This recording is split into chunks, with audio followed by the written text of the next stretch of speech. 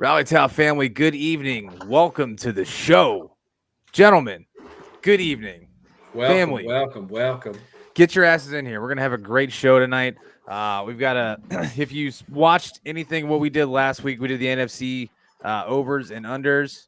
This week, we've got the AFC, and we are going to be tackling it division by division, just like last time. Gentlemen, how are we doing tonight? I'm just excited to be here again, guys. Good news, boys. Oktoberfests are back in stores. I saw that. Are they I really? saw that. Yeah. Ooh, I might have to break back. my dry spell and go grab some brewskis. I love October. We're in week my favorite 0, style. boys. Week 0 is here. It's true. We got 6 games on Saturday. 6 games? Insane. 2 ranked teams playing in week 0, which I thought was very interesting. Holy What is that? LSU and Navy. You got Navy and Notre Dame. In the afternoon, and then in the evening, I believe it is USC and San Jose State facing off. Interesting. So little week 0 of football here. Yeah, you got Navy Notre Dame capping it off at 2:30, and then at 8 p.m. you got USC hosting San Jose State. I believe this is what is this? Is this the last first game for Caleb Williams, fellas? You think he's an NFL quarterback by this time next year? Absolutely. I think he's the first pick. There's no doubts. He's been rolling it around that he's uncertain if he's going to enter into the NFL draft next year. That was the word that he used in an interview. When you're projected number 1 overall pick, what are you going back for? You know, it'd be one thing if you were like bubble second rounder and you're like, I just want to be a first rounder. USC preseason ranked 6, by the way. Okay, makes sense. I thought that was interesting. A historic Big Ten program. Starting it off early for the Big Ten. Ryan, what's up, my brother? Stay tuned, brother. We got a good show for you tonight. Yeah, no, we're gonna be digging into it shortly, gentlemen. Anything big, fun, and exciting that's happened last week in the sports world that you want to talk about before we get into anything? I think we need to just discuss that Trey Lance is. Hold on. What'd you say? We lost you there. Trey Lance is the number 3 quarterback on the depth chart for the 49ers going into the season, fellas. San Francisco announced today that Sam Darnold is the number 2 on the depth chart, backing up Brock Purdy.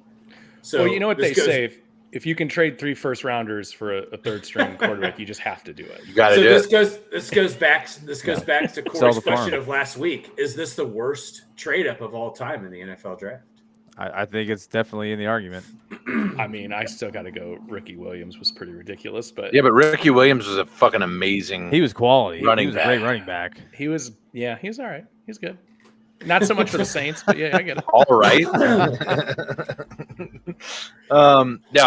was just okay. Yeah, he's okay. But I just think that this is more of a what it says that Kyle Shanahan is not the quarterback whisperer. Is that fair to say now? Brian, what's up, man? Thanks for stopping in. I'm actually not ready to say that just based off of what he's done with Brock Purdy. I was going to say you kind of get as far as like Trey Lance panning out. That's not really on Shanahan, but what do you mean? But then how is Brock Purdy being good on him? Yeah, exactly. Fair. It's a two-way street. I just think you can get it both ways, Robert. I stand correct. I want my cake and I want to eat it too. You know what I mean? Bruce, thanks for liking the stream. I think it's interesting, guys, because you look at San Francisco and I mean, I think there was, let's see. So you think about that draft, who was taken right before him? Zach Wilson. Who was the next quarterback taken after Trey Lance? It was Justin Fields. And if you guys remember, Justin Fields was at one point in time the second best quarterback into that draft class, and Todd McShay gladly questioned his character and turned him into pick number 11 there.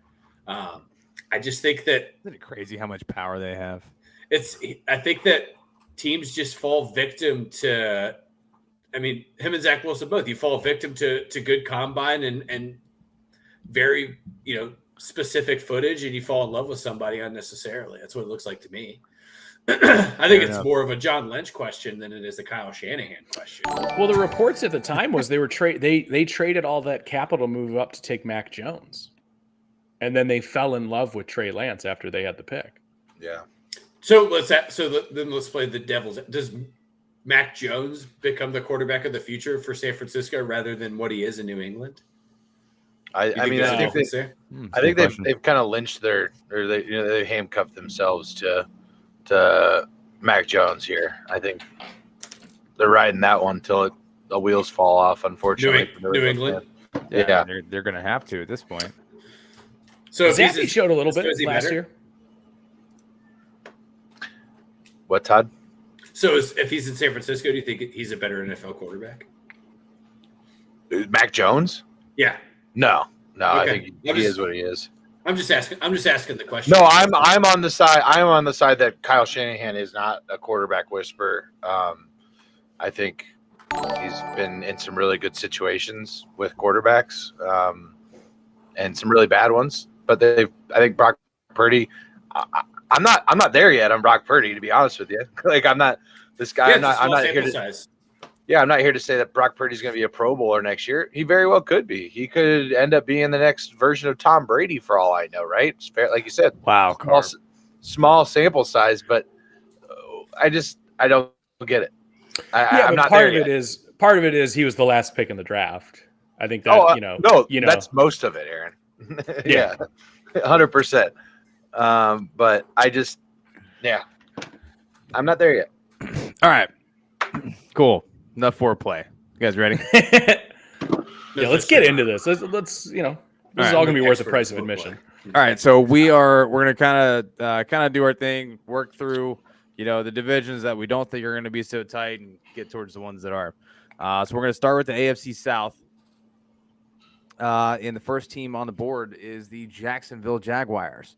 The over and under for them this season is 9.5 games.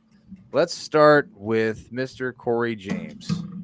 Yeah, I appreciate you giving this to the guy that had the least amount of time to prep to lead it off. Absolutely. That's exactly why you're going first, baby. We're gonna see what you're made of. Good preface for. Can I get an intern on this one to go ahead and give me the two divisions that Jacksonville plays, the AFC South plays this season? I got you. While I'm going on my soliloquy, this, like you said, Bobby, this is the worst AFC division here that exists in terms of totality. I do think they have potentially one of the better teams in the AFC, and the Jacksonville Jaguars. They, I think, easily win at least 4 games in their division. 4-2, if not 5-1 in their division. They're walking through Houston. They're walking through Indy, Tennessee. Flip a coin. Maybe they get them at home or something like that. Just kind of playing in the division. But on paper, it's not even close. Looking at quarterback play, what are you going to give me? C.J. Stroud, Anthony Richardson, and Ryan Tannehill versus Trevor Lawrence? No, thank you. The Jacksonville Jaguars are walking away with this division.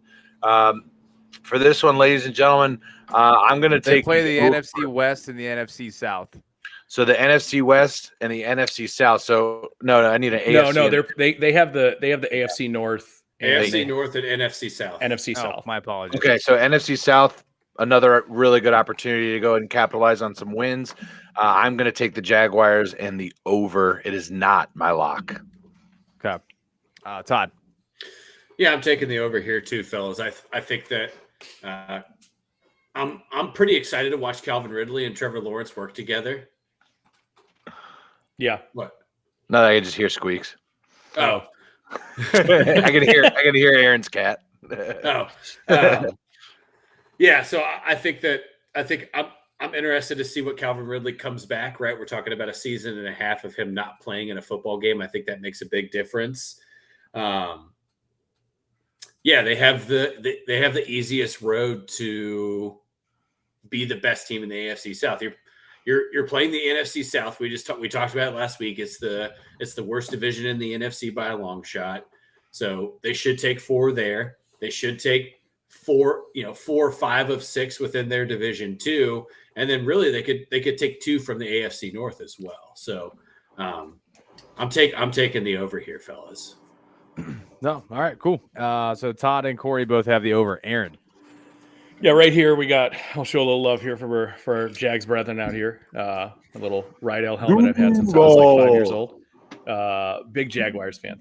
No, I really I'm really excited to see what Trevor Lawrence is going to do here in his third year. I think he is on that doorstep of taking the leap, and you see how everybody's been ranking the quarterbacks just from a fantasy perspective. He's right there in like all right, if I can't get him, then it's just let's wait from there, depending on the size of your draft.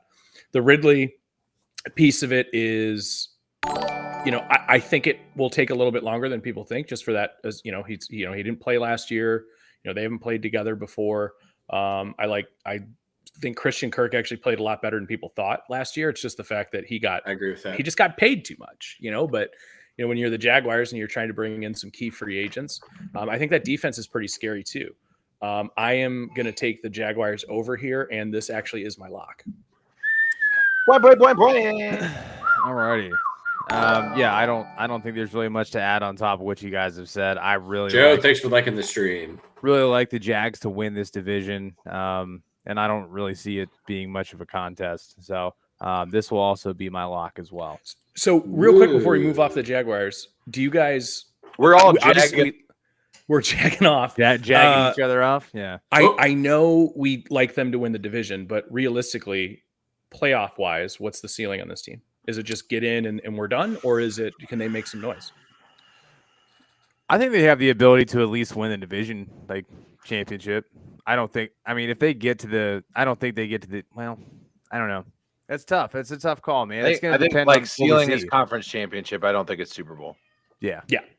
I would agree. No, I would agree with that. I think they have the ability to be frisky. I also could see a incoming, Trevor Lawrence 43 touchdown season or something. Yeah.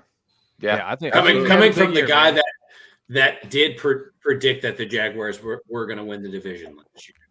So when nobody else, I'm obliged to agree with you on everything that you say about Jaguars because you were right. I was riding on, and then I was ready to get off the bus, and I was like, I'm going to stick with it for one more week. And I think that was when they won, it was 43-12 or something ridiculous. Yeah. And I was like, I'm back. We're all back. Made me some money last year, so he will be getting a few of my dollars this year as well. The interesting thing though is they're going to get the Chiefs as a wild card game, and who's their 49ers are there. So it's it's not an easy schedule. Nope. Yeah. But you're talking about two. They could lose. Though. They could lose 6 games right after what we all just agreed upon. So that could be 2 of the 6, right? Mm-hmm. Yeah. They very easily sweep their division. They very easily sweep the NFC South, and like I said, I think they split the AFC North. So right. Yeah, no, they're going to be a good team this year. Definitely, one that everybody's going to have marked on their schedule to look out for. All right, well, let's move on. Let's try not to waste too much time on the rest of the division here. As it's going to be very exciting. Time spent with you all is never a waste, Bobby. God, what a sweetie. You just know how to really treat a fella. The way he just talked to you, the way he just spoke right now makes up for being such a dick to you about 5 minutes ago when you put him on the spot. I think I was a dick to him, but so Corey, I'm a dick. I'm a dick to you. I heard it both ways. All right, I think there's a Team America reference in there somewhere, but we'll slide past it. All right, let's move on. We've got the Indianapolis Colts, obviously in the midst of some Jonathan Taylor drama. Over under is 6.5. Todd, I'll let you lead this one off. I'm taking the under, and that's my lock. Wow. That was quick. I think the Colts are going to be terrible. Based on rookie quarterback, rookie head coach. Defense didn't get any better. They didn't draft. So you draft a quarterback in the first round, and you're talking about not having your best offensive weapon in the backfield with him. Wide receiver room didn't really get any better. I think Anthony Richardson is going to really, really struggle in the NFL. I do. Why? Based on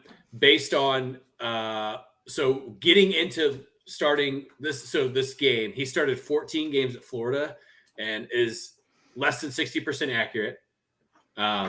Showed multiple times during the season last year that he doesn't make great decisions when he's under pressure. And I can flip that and say that there were times when they played Utah, he looked like a superstar.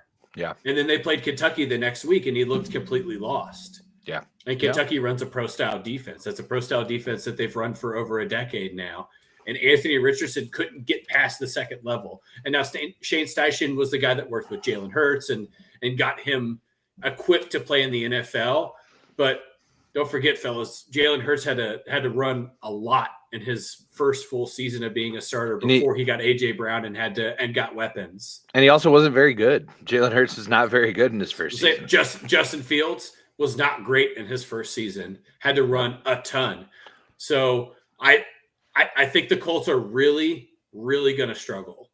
Obviously they're in the worst division in the AFC, and I don't think they don't have the stuff to beat anybody in the AFC North. And I think that you flip a coin to Carolina and Atlanta with them, or Carolina and New Orleans with them, and Atlanta and Tampa Bay. I think they can beat Tampa Bay because I think Anthony Richardson's just more athletic than Baker Mayfield. Maybe he can win on pure athleticism, but I think the Colts are just it's worse than it was last year, and they won 4 games, guys. I think it's worse. I think it's worse. Okay. Interesting. Yeah, because you who knows, you likely are trading. You're likely trading Jonathan Taylor, and then if you don't, what's to say that he's going to play? Right. Well, I guess my question would be is if things don't work out with Anthony Richardson this year, do you think they bail on the project and move on, or do you think they give him a couple years? Oh, he's stuck. This is a 5-year plan.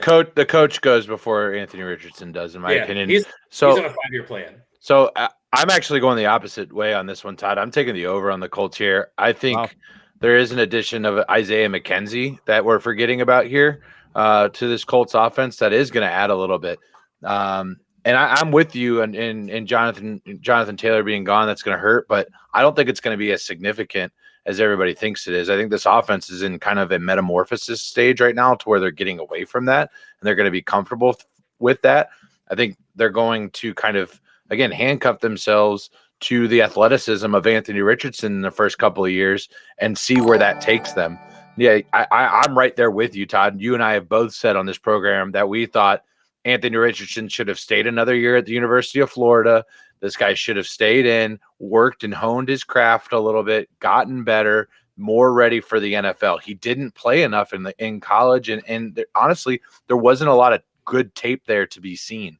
What was there to be seen is an absolute fucking cyborg that can throw the ball a fucking quarter mile. This guy is built. He's got the tools. He's just as raw as something that comes across the butcher's table, right? So we got to try and get this guy to a place where he's producing. That being said, this offensive line is better than that of like a Justin Fields. We have to remember that this Colts offensive line is in a slouch. So I think to take it, is Anthony Richardson able to impact the game by 3 more wins? I'm gonna roll the dice and say yes on that and take the Colts over at 7 wins. Aaron, bold pick. Again, Vegas is really good at what they do. I think this number is exactly where I can see the argument to both sides, and I actually love being the third one to go here, having heard somebody who not only locked an under, but another compelling argument for the over on Corey's side as well. I think the part that's going to sway it for me a little bit is that rookie head coach, rookie quarterback part of it. I think Anthony Richardson is really going to be the difference between this 7 or the 6. I think it's going to be one of the two. I think they could be right there because here's the thing, guys. The Colts have the 3rd easiest strength of schedule. They have the easiest AFC schedule. And the one piece that I keep coming back to here is Anthony Richardson. The comparison for like the ceiling is, all right, let's take a look at Cam Newton's rookie year, right?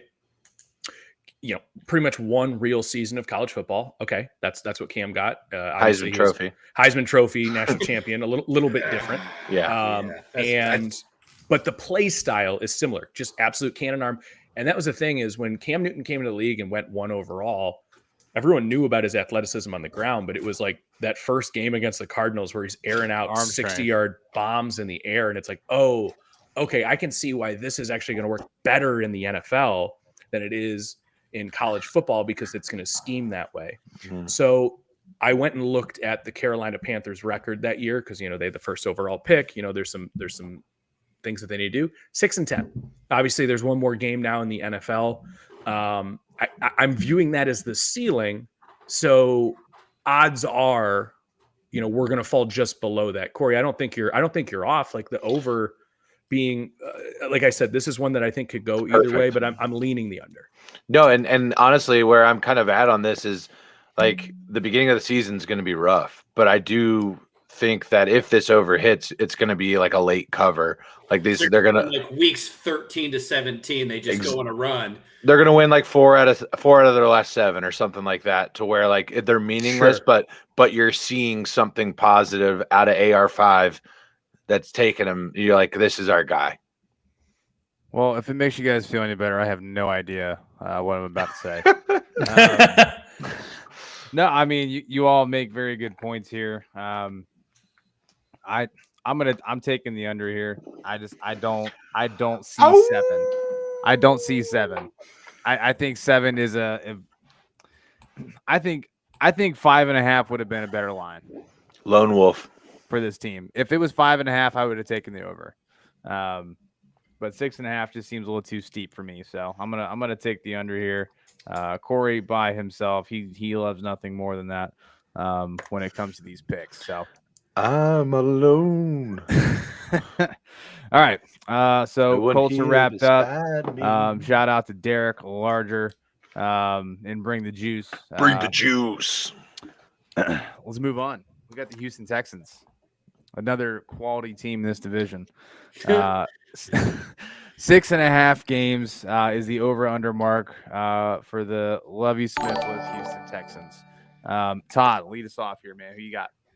So I'm going to go on the other side of the fence here, and I'm going to take everything that Corey just said, and I'm going to take the over.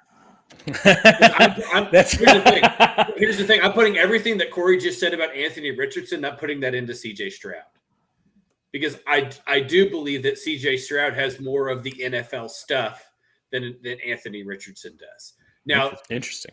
I think he was the best quarterback in the draft. Yeah, so I'm turning that into I'm saying C.J. Stroud is going to win 7 games in his rookie year. Aaron brings out a stat. Cam Newton's first year, they were 6-10. You look at rookies historically in their first full year in the NFL, the average is right around the 6-game mark. So it's safe to bet the under here. But fellas, the backfield got better with getting Devin Singletary here. I think Dameon Pierce had a great rookie year. Very unexpected for most people, except for maybe Gators fans. But even so, I mean, he was undrafted free agent, right? Dameon Pierce. I think Will Anderson Jr. is actually a real playmaker, and I think he makes an immediate impact in the NFL. I think they got the best quarterback and the best defensive player in the draft back-to-back. That's why you trade up to get there. Yeah, Carter's been crushing the PBRs tonight, I see. I think Derek Stingley is going to have a really, really nice sophomore year and become a leader on the defensive side of the ball. And I think D'Amico Ryans is the best rookie head coach out of these rookie head coaches this year. I think the chemistry is all there in Houston for them to put together a 7-win season. And then in 2 years, they're going to have another 7-win season and it'll never get better. Fair enough. Hey, Aaron. Yeah, and again, you could have basically taken all of my points for the Colts, and I feel very similarly here, where I'm like, Vegas is pretty good what they do. I don't really know how I feel this. Houston went 3-13-1 last year, something like that. Yep. And one of those games, let's face it, was the last game of the season that they really won out of spite. Had no business winning. The double Lovey Birds. Did they get 4 games better?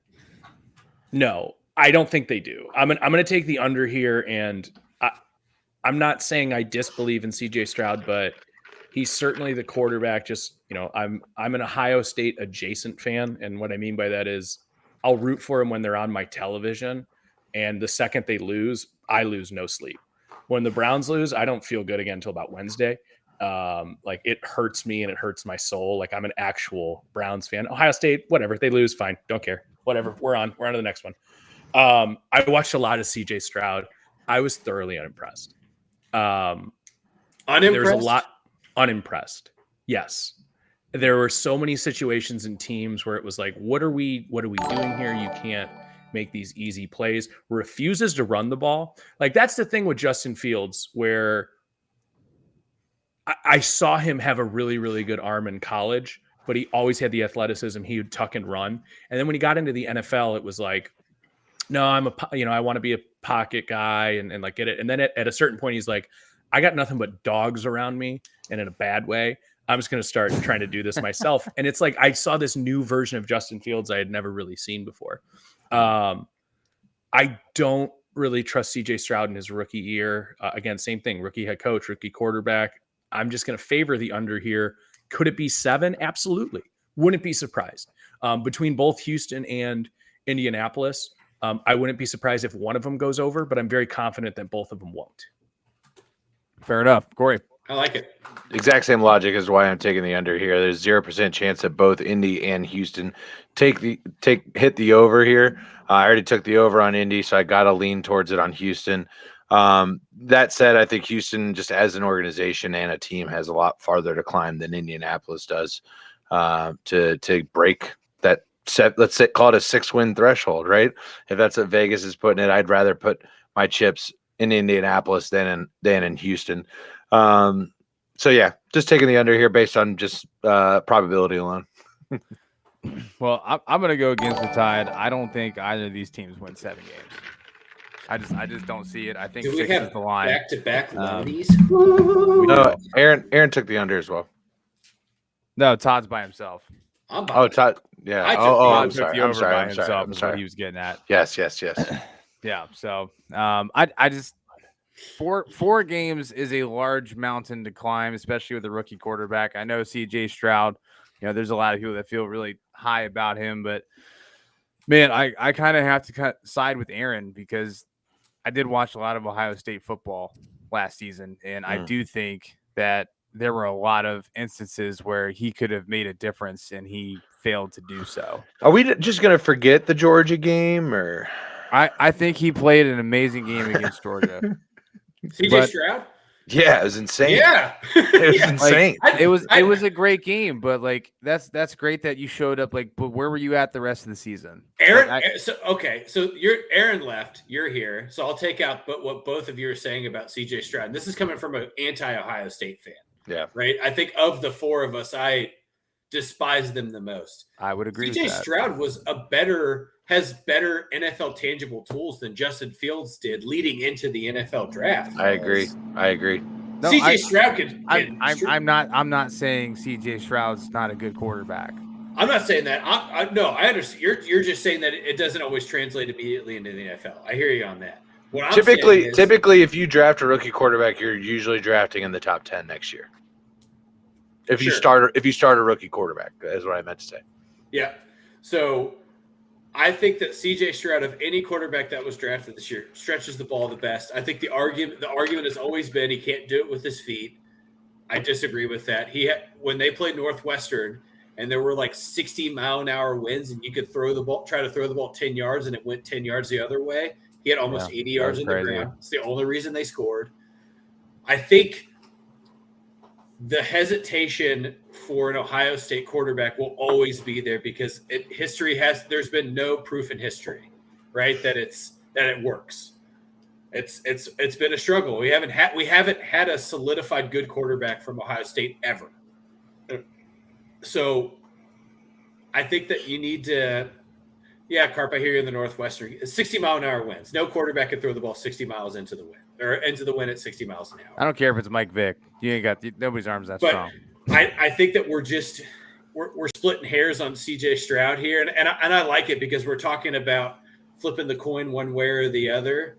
And we used equal logic to compare the 2 rookie quarterbacks, and that means that we're intelligent about the game of football because we're just using history. Right, we're using history of NFL quarterbacks and saying, all right, well, this guy's going to work because of this. We love you, Carp. This outlier. This guy's going to work because of this outlier because that's what we just did between Anthony Richardson and CJ Stroud. We have no idea. But it's it's good banter. That's what I'm here for. Absolutely. All right, let's move on. Let's round out the South. We've got the Tennessee Titans to finish things off. 7.5 games is the line. Mr. Mailing, I will let you lead this one off. Yeah. Again, same. This is going to be a common theme. The AFC is going to be really tough. I'm actually really interested, and I think the South is probably the easiest one to predict. Tennessee is still right there on the don't really know what's going on with these guys. They aren't bad. They're not good. But I think they're too good to be bad in this division. I'm going to take the over here simply because I think Tannehill is going to try to still get a job in this league. So he's got something to play for. I still think Derrick Henry is an anomaly that has showed some juice in the tank. The Hopkins piece of it, that could be interesting. I'm not super high on it.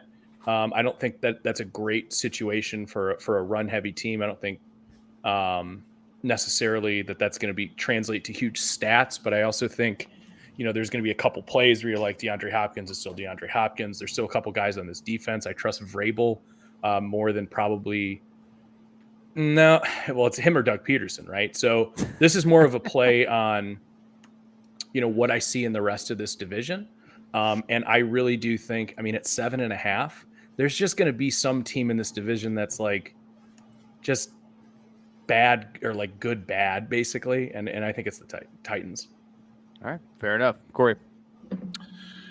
I look at this Titans roster, I look at the moves that they're making, and I am just seeing a twin engine Cessna just puttering along, running out of fuel, hoping that they're going to see land at some point. Ryan Tannehill, he is what he is. He's not going to get any better. If anything, you're going to see a regression from him. I'm willing to say the same thing for Hopkins as well. He's 30, 31 years old. We're not going to see DeAndre Hopkins of old, just a revitalization of his career. Derrick Henry, I think we saw that he's taken a step back last year. I think that trend continues. I don't see what is Treylon Burks going to be the number one receiver for the Tennessee Titans this year. Is that what we're going to see? The only glimmer of positivity that I see in this offense right now, and I don't want to mispronounce his name, it's their tight end. I think it's Okonkwo, if I'm not mistaken. Yes. Chigi Okonkwo. Yeah. That is my favorite part about this offense so far, only because of the production that he brought at the end of the season last year. Guys, I'm taking the under and I'm locking it in. I think the Titans are going to be bad. Lock it in. We need like a little bad soundboard. Bad. Lock it in. Lock it in. All right. So we got Corey locking the under, Aaron with the over. Todd to split the decision here. Rob, I apologize. I missed you here. He said all four together again. It's miraculous. I'm so excited to be here. I'll say it again. I'll say it a million times more. This is every week moving forward for the next couple of months, boys. Strap the fuck in. You know what, fellas? I'm going to do something here that makes me a little uncomfortable. It makes me a little uneasy. I'm going to agree with Corey. I'm going to agree with him. I think Tennessee is the second worst team in this division. Wow. Right behind Indy. Indy's the worst, and then Tennessee. Indy's the worst, and then Tennessee. Yeah. Okay. Bold take. The defense is getting just a hair bit on the older side. Corey brought up DeAndre Hopkins being almost a decade into the league. The steps will slow down. DeAndre Hopkins has been said many a times to be the most elusive route runner that a cornerback will ever face. I think that we see that slow down. Derrick Henry is not Derrick Henry of 2019 anymore. I think that he's just getting a little bit older. Makes sense, right? Yep, that's the progression of football. His backup is the running back that they drafted out of Tulane, who is 7 inches and 90 pounds of a variance between Derrick Henry. So the offense clearly changes if he has to come in. It's just it's a different world in Tennessee, and I feel a little bit of sympathy for Vrabel because I think he's built a really good culture in Tennessee. I think he's just been dealt a very shitty hand, and what has been built around him as a head coach offensively, he's in a bad spot. Yeah. like the going out and getting Ryan Tannehill and giving that kind of contract to that kind of quarterback. Like, yeah, we saw a resurgence this first year back in Tennessee, and it was pretty miraculous actually what he was able to do there. But he would have been out of the league. The only free agent quarterbacks that you go out and get, in my opinion, are like guys like Aaron Rodgers, right? Guys that can just step in and be like future Hall of Famers or previous Super Bowl champion quarterbacks. Like you see it with Peyton, you see it with Tom Brady, and now you're seeing it with Aaron Rodgers. You don't do it with a Ryan Tannehill. You don't do it with a Derek Carr. Like the Saints aren't winning a Super Bowl this year, guys. Like you just don't do that. It doesn't get you where you want to be. You're gonna overpay. The Vikings aren't a serious contender, in my opinion. You're gonna overpay and kind of handicap yourself from a salary cap perspective everywhere else. Yeah, absolutely. You hit the nail on the head. It's a stopgap that's going to lead to no results. Yep. And you're going to handcuff yourself for the next 5 years while you're trying to rebuild, and then you finally get somebody, but you can't do anything with it because you're locked into this deal. And it's just a bad business move overall. If you're gonna clean the slate, clean the slate. You know, and I think, if I'm not mistaken, I think the Titans have done a good job of like restructuring that Tannehill deal to make it to where it's. I think it very recently, if I'm not mistaken. So I don't want to. I'd be remiss if I didn't bring that up. But I don't know.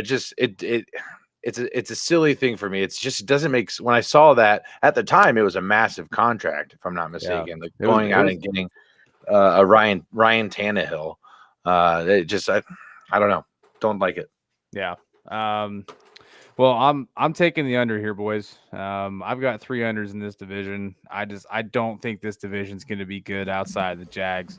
Yep. You know, like you said, Todd has mentioned this time and time again. Once skill position players get to that 30 mark and above, there's serious regression. And 2 of their, I would say 4 main offensive weapons are above the age of 30 or around it. So, I'm taking the under here, and I can't lock it because I already locked the Jags, but I would lock that under if I hadn't already. So, all right. Todd, what did you take there for Tennessee? I took the Aaron. under. You're the lone wolf. Yeah, The lone wolf. Okay. I took the under and said that they were going to be worse than the Texans to put a little stack on that. Sorry, we're getting. Go ahead. No, I was just gonna say I think the line. I think the lines in this division are actually spot on, man. I think it's going to be tough. They could literally go either way. I think Titans max is 7. I don't see 8 games for them. Yeah, I just don't see 8. It's really hard for me to find 8 for them and almost break even this year with the team that they have. But all right, let's move on. Let's head out to the West, and let's start in Vegas, man. 6.5. 6.5 is the line for the Las Vegas Raiders. Corey, lead us off.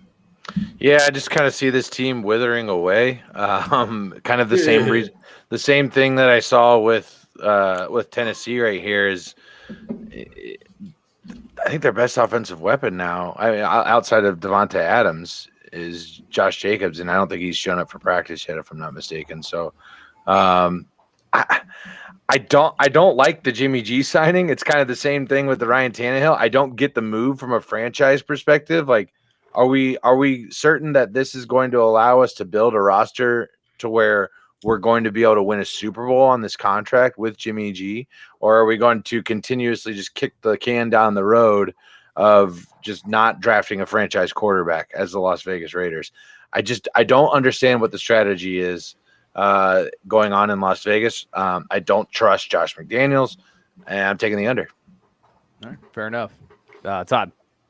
This is bottom 3 offensive line in the NFL out here in Las Vegas, fellas. And I don't know if I missed anything, but I'm pretty sure Jimmy G is not what they consider a mobile quarterback in the NFL. He's also not very durable.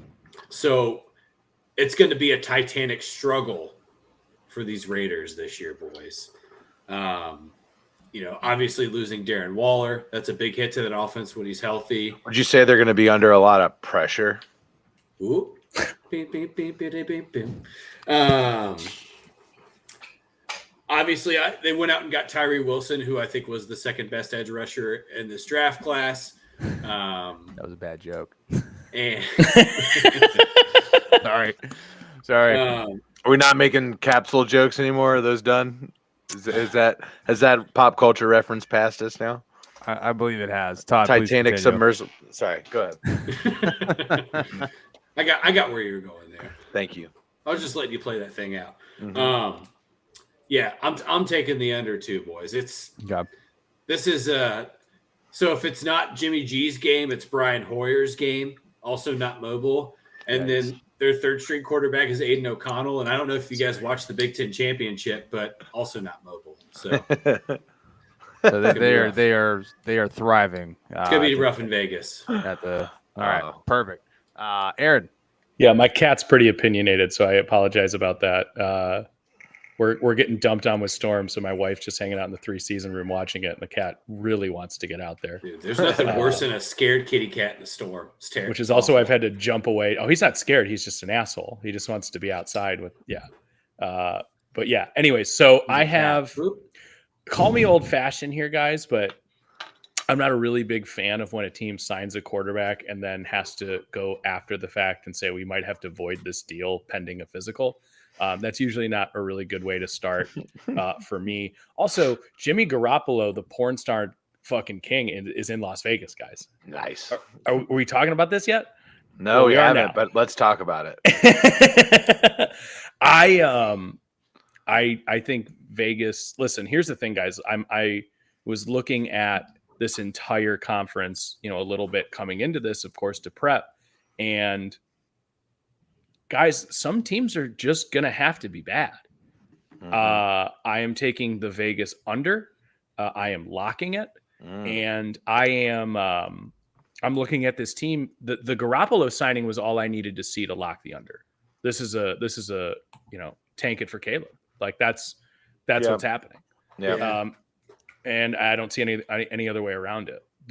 They've been listless. They've been void of draft picks in years past. It's not like they have a lot of great depth on the roster. Josh McDaniels is Sure. That's it. I don't see how Vegas gets to that 7-win mark, especially in this division, especially in this conference. I'm going to lock the under here. Yeah, I mean, as much as I love Jimmy Garoppolo's TikToks, he's an amazing cook, by the way. Great cook. If you guys aren't aware, Cook. notorious foodie on TikTok. Go check him out. But anyways, I think he is a step up from Derek Carr. This is a guy that's been to an NFC Championship game. He's got more experience. He's played in That's bigger a Niners games. defense in an NFC Championship game, man. You got. I'm going to let Bobby. Yeah, go ahead, Bob. I understand that, but I mean, if I had to pick between the two, I think you're splitting hairs. But I think Jimmy's just a step better. That being said, this team is going to be bad.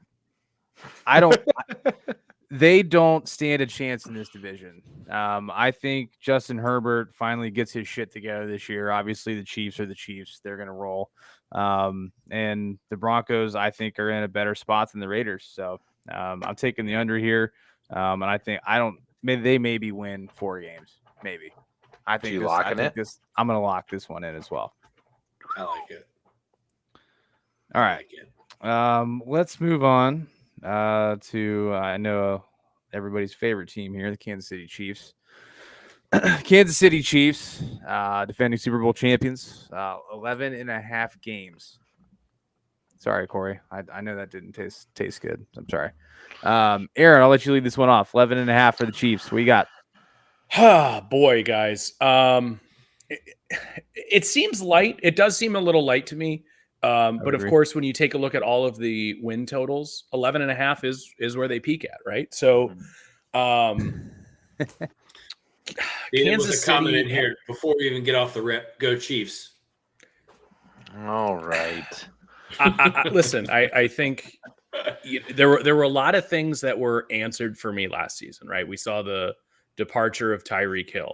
And we looked at that wide receiver core and we're like, I don't know, maybe Juju Smith-Schuster will be something. Maybe the Sky Moore will do something. And they turned out to be just fine. Travis Kelce is just still a dog, and it's no problem. Their defense, I think, gets a bad rap because they play defense for the Chiefs, where Right. face it, you're going to be down a lot of the time, or at the very least, the other offense is going to feel like they need to throw the ball a lot or get chunk plays and things like that. I think that's to the detriment of their defense. And I think they're not as bad as maybe sometimes you see the totals say. But I'm going to say all of that to take the under here, guys. Wow. Really? I think this is a team that I'm going to take the under, and I still might pick them to win the Super Bowl. I think like right now, what I would do is not bet on over or under, but I would bet on the Chiefs' exact win total to be 11. Who does the AFC West play this year? The AFC West is going to play the AFC East. South. Right. And then the NFC North. Yeah. Listen, part of this is just you can only be on top for so long. They've gotten pretty lucky injury wise, I would say. And also Chiefs can win 10 games, still win this division. All the Chiefs are worried about, this is like LeBron on the Cavs. It's like, just get us in the playoffs and we'll see you in the Super Bowl. Yeah. All right. Fair enough. Todd.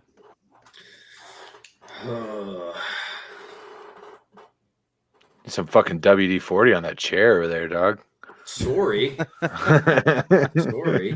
Well, when Aaron and I were doing the podcast together, it cracked back and I almost fell out of it. That would be fucking hilarious. That would be absolutely mad. It was a whole thing. Cool. Oh yeah, I meant to go back and screenshot that. Yeah, look at my avatar. pure fear in my eyes. I apologize for the creaks. Yeah, it was way worse than that. Oh, Chiefs really do have a pretty tough schedule this year.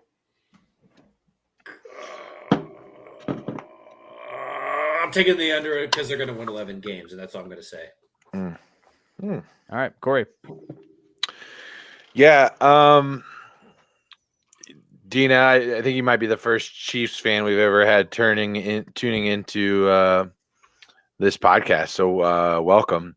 That said, I hate your team, and and it's a love hate. It's a respectful hate. I want to say that. The media and the Bengals hate each other so much, and there's all the shit talking good. I think there's a ton of respect between the two teams, and I think the media hypes it up because it's a fun story. Burrow, Mahomes, all that. The one thing I don't understand about Kansas City right now is I'm noticing about Kansas City, I think they're kind of starting to operate in that mid 2000s Patriots realm, where if you're not on board, buy kind of deal. Bill Belichick is not ready to spend money. Kind of, you guys remember that, Belichick, where players, are demanding a high contract and things like that, and they're just see ya. We've got Tom Brady. If I'm not mistaken, they haven't paid Chris Jones yet, and he's pretty important to that defense. That being said, I would like to think that they would get a deal done because he's probably one of the better interior rushers in the league. Guys, I'm taking the over because until they prove me wrong, I'm going to continue to assume that the conference and their division specifically, and I guess the league, runs through Kansas City. And yes, it sucks to say as a Bengals fan. I think this could be a year that changes. But until proven otherwise, I'm putting my money that they're going to win and that they're going to cover and that they're going to hit this over. And 12 and 5 losses. Yeah. I think that makes plenty of sense.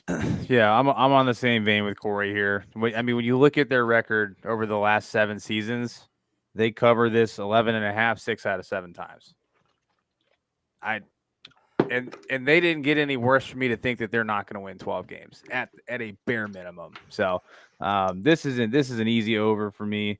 Pat Mahomes is the best quarterback in the league right now.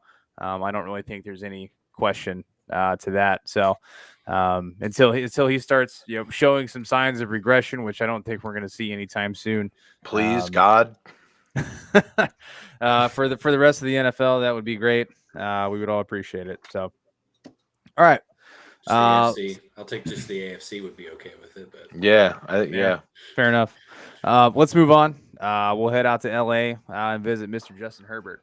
9.5 games for the San Diego.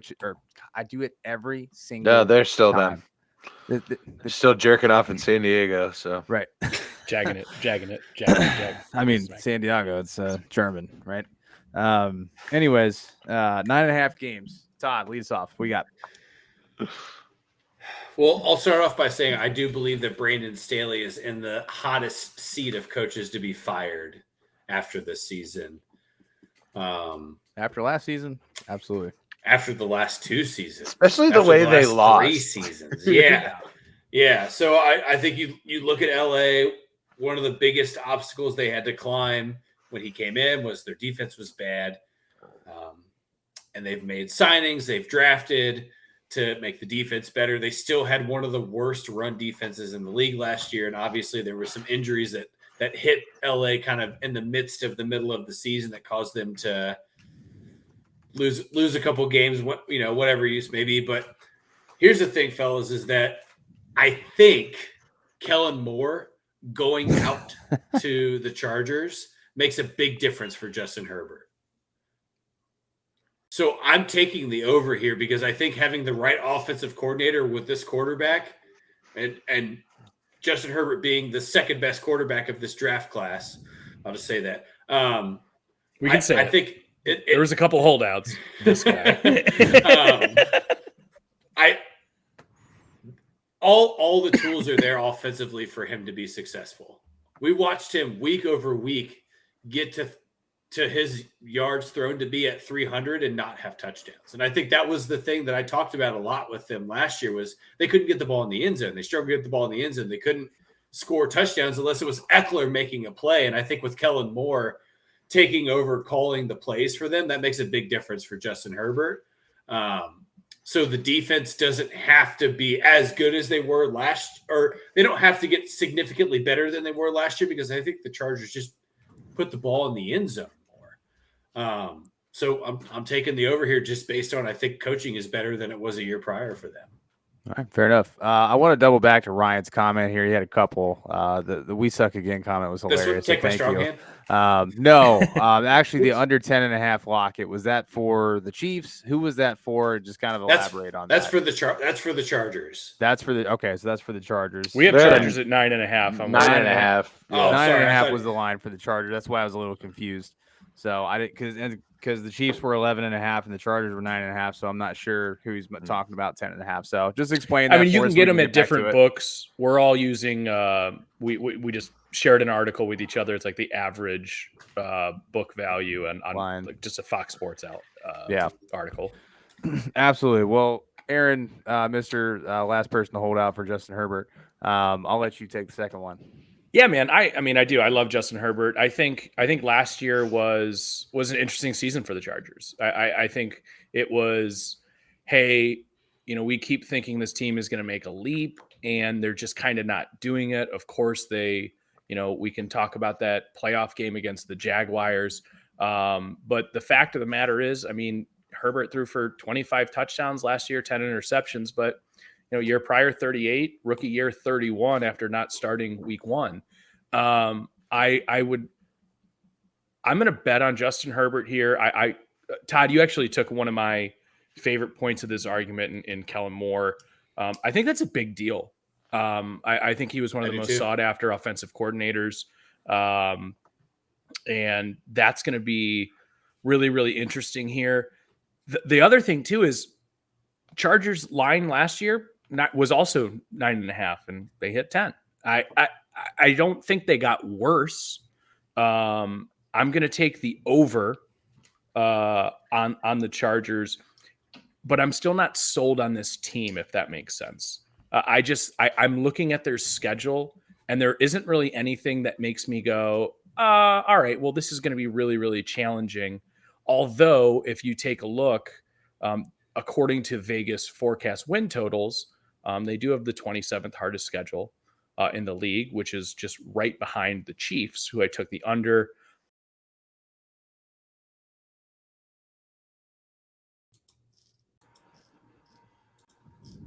Apologize for the intermission, folks. We're back. Aaron, please continue.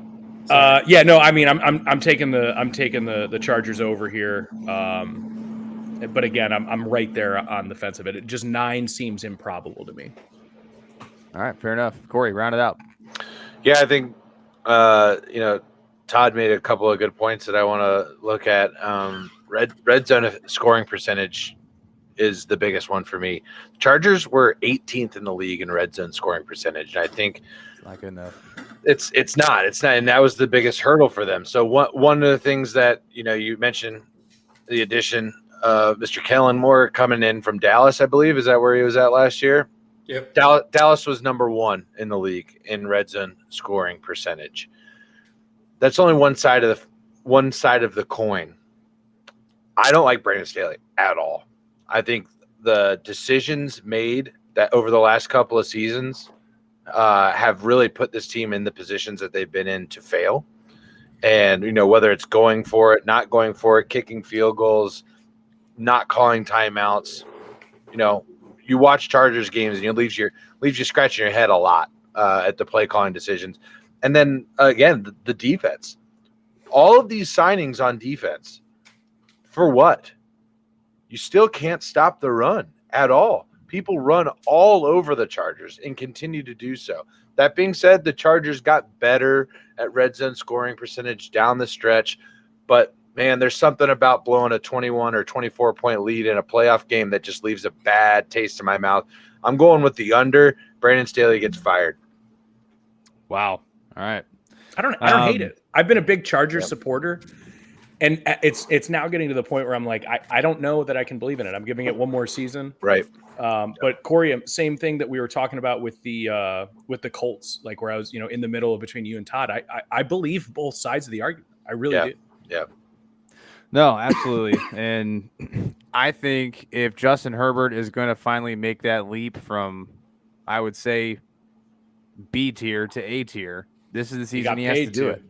Yeah, this is the season he has to do it. He has to prove that he is the guy that's going to be there for a while. I don't really, and that's kind of part of my point as well. Like, I don't necessarily put this on Herbert. Like, I think a lot of this has been scheme or lack thereof, and not putting them in a position to score unless it's Eckler, particularly down in the red zone. Yeah. This offense is way too loaded to be settling for 3 points once you get inside the 20, as much as they did. And it was just so surprising to me. I think Herbert's got all of the tools, all of the traits, I agree. Really good decision making. As Aaron had alluded to, I think it was 27-10 touchdowns to interceptions, or 24-10, something like that. Last year was a little bit of a dip, but it was still a really good season. I love that ratio. I'm fine with. I'm perfectly comfortable with that ratio. Less than an interception a game. Yeah, we're like good. You said, a lot of those touchdowns are being vultured a little bit by Eckler at the goal line.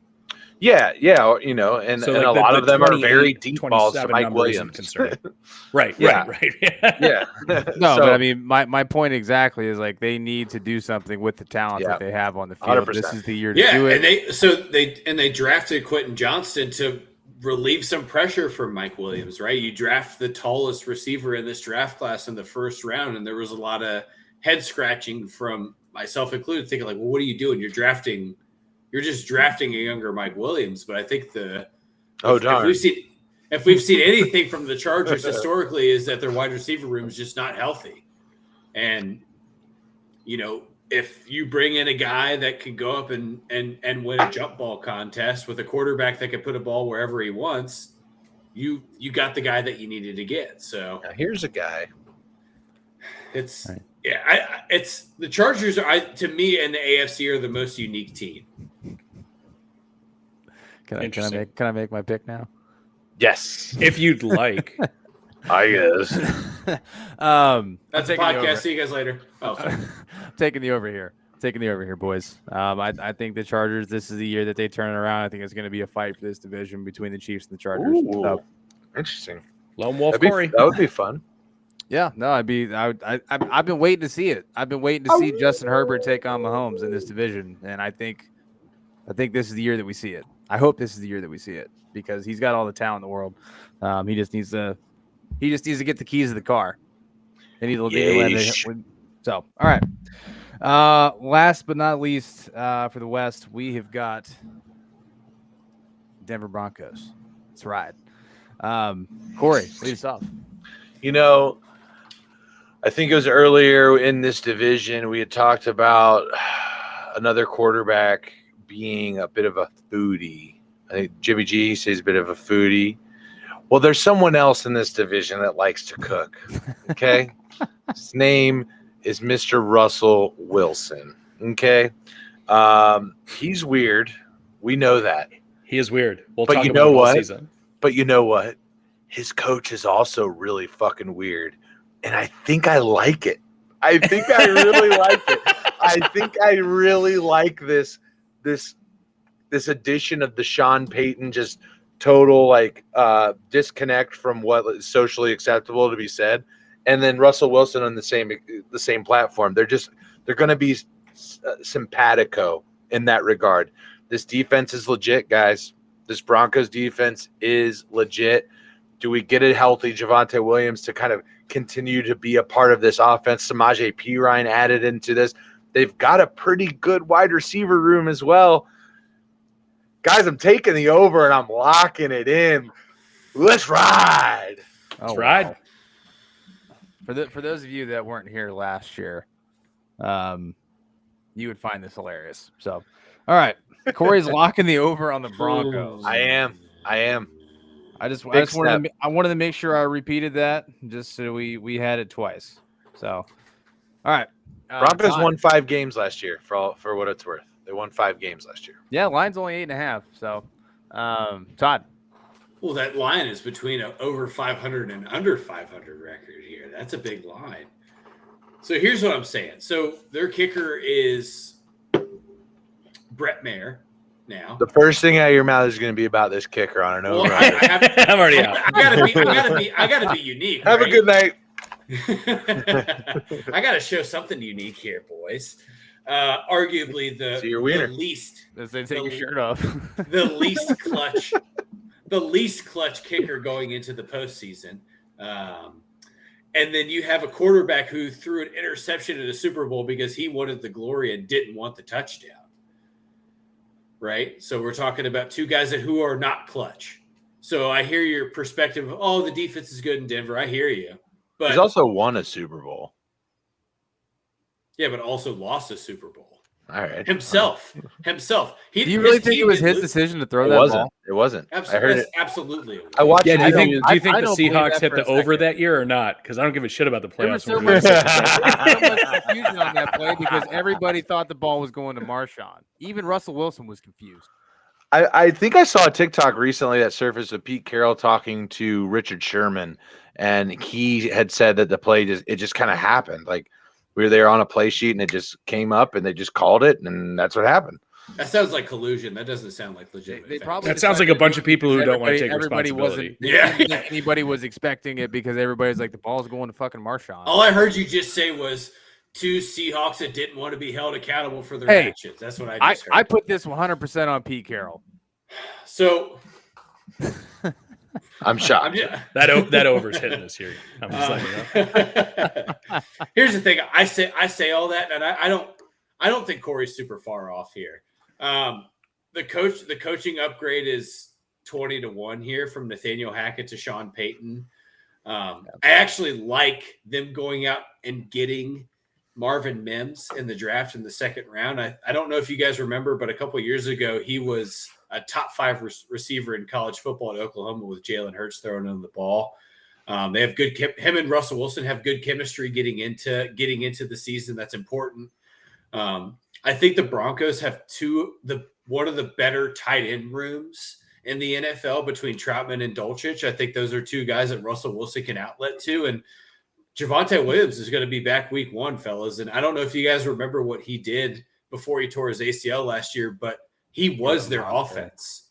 He was their offense in week 1. I believe we talked about on this podcast that he had 11 receptions in week 1 and had almost 100 yards on the ground.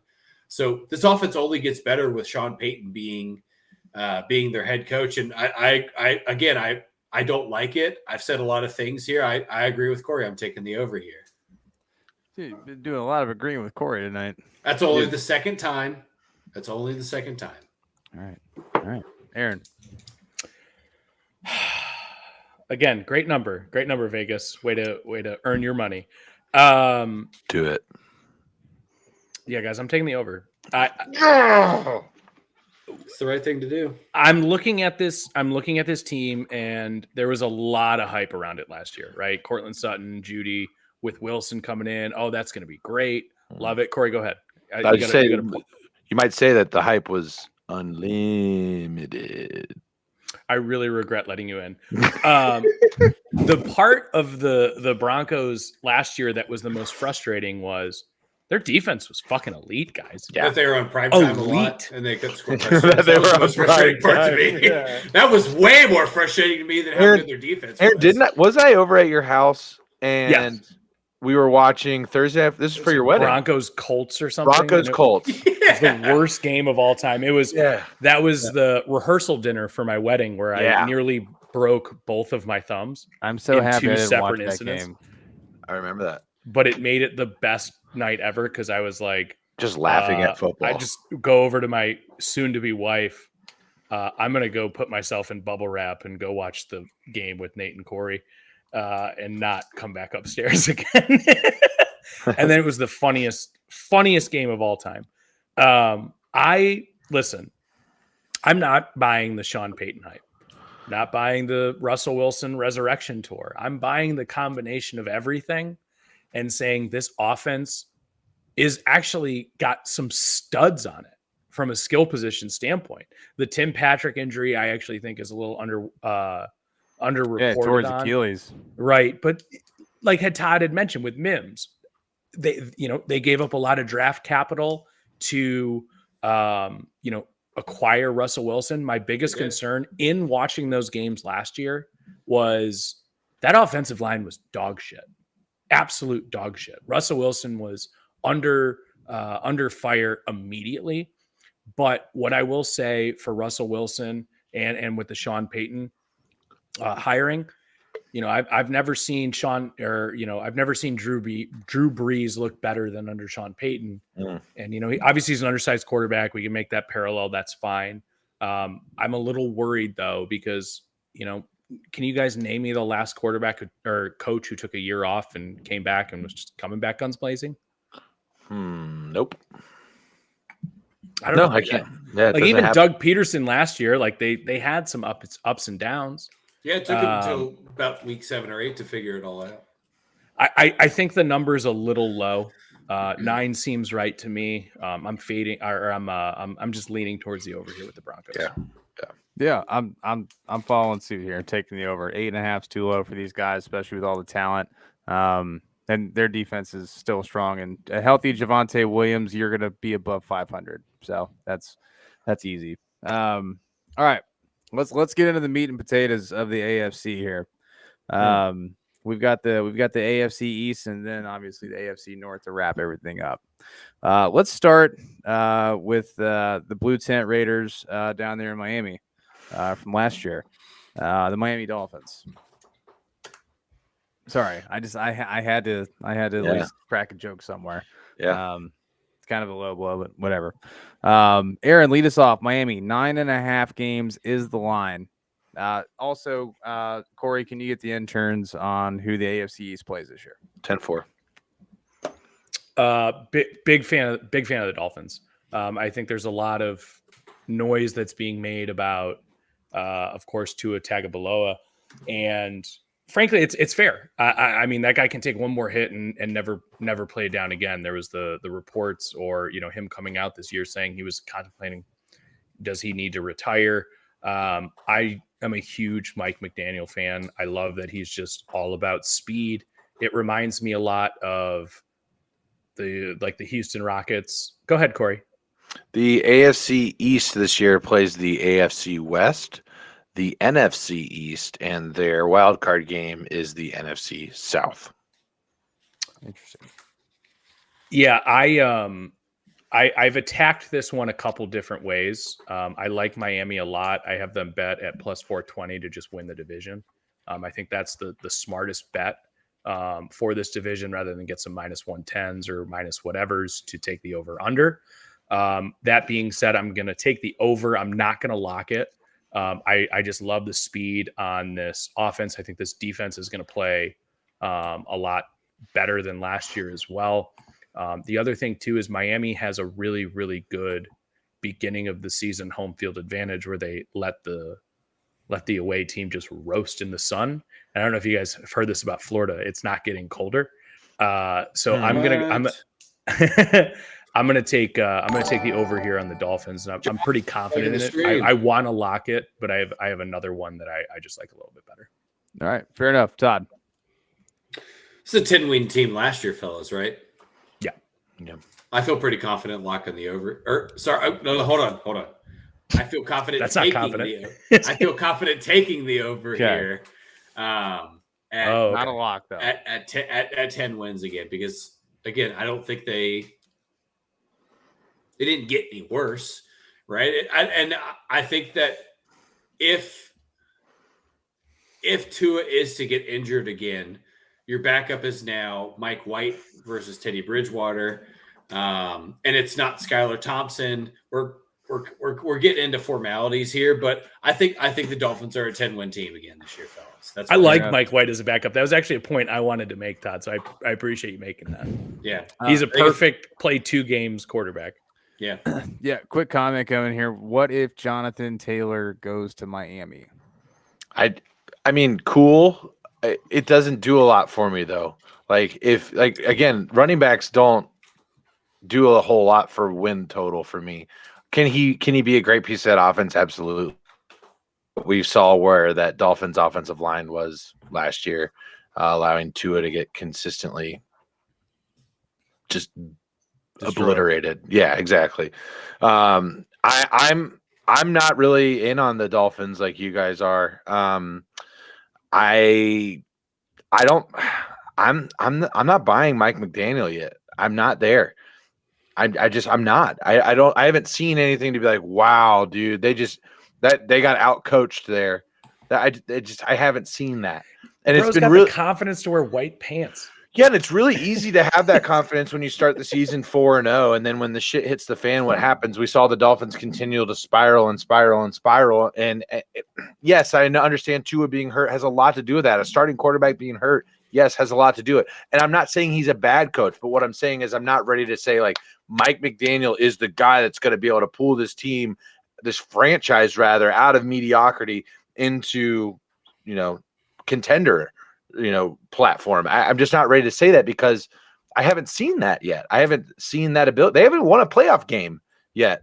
And I think this division got better as well. So I'm taking the under on the Dolphins. Right. 9 wins makes sense. Winning, I can take the under, and it's still a winning record. I'm going to take the under. Mike McDaniel was a rookie head coach last year, right? Correct. Yeah. See. Yeah, I mean, I think head coaches are in the same respect as rookie quarterbacks. I agree. Rookie seasons are tough, and he went through a lot last year for a rookie head coach, more than most regular coach went through last year. Again, let me be very clear. What I'm not saying is Mike McDaniel is a bad coach. I didn't say it. No, yeah. I understand that. Yeah, I want to be very clear about that. A lot of knob slobbing went on for Mike McDaniel last year. No, yeah, and I mean, he's just a very likable guy. Sponsored by Jewel. He's sponsored by Jewel.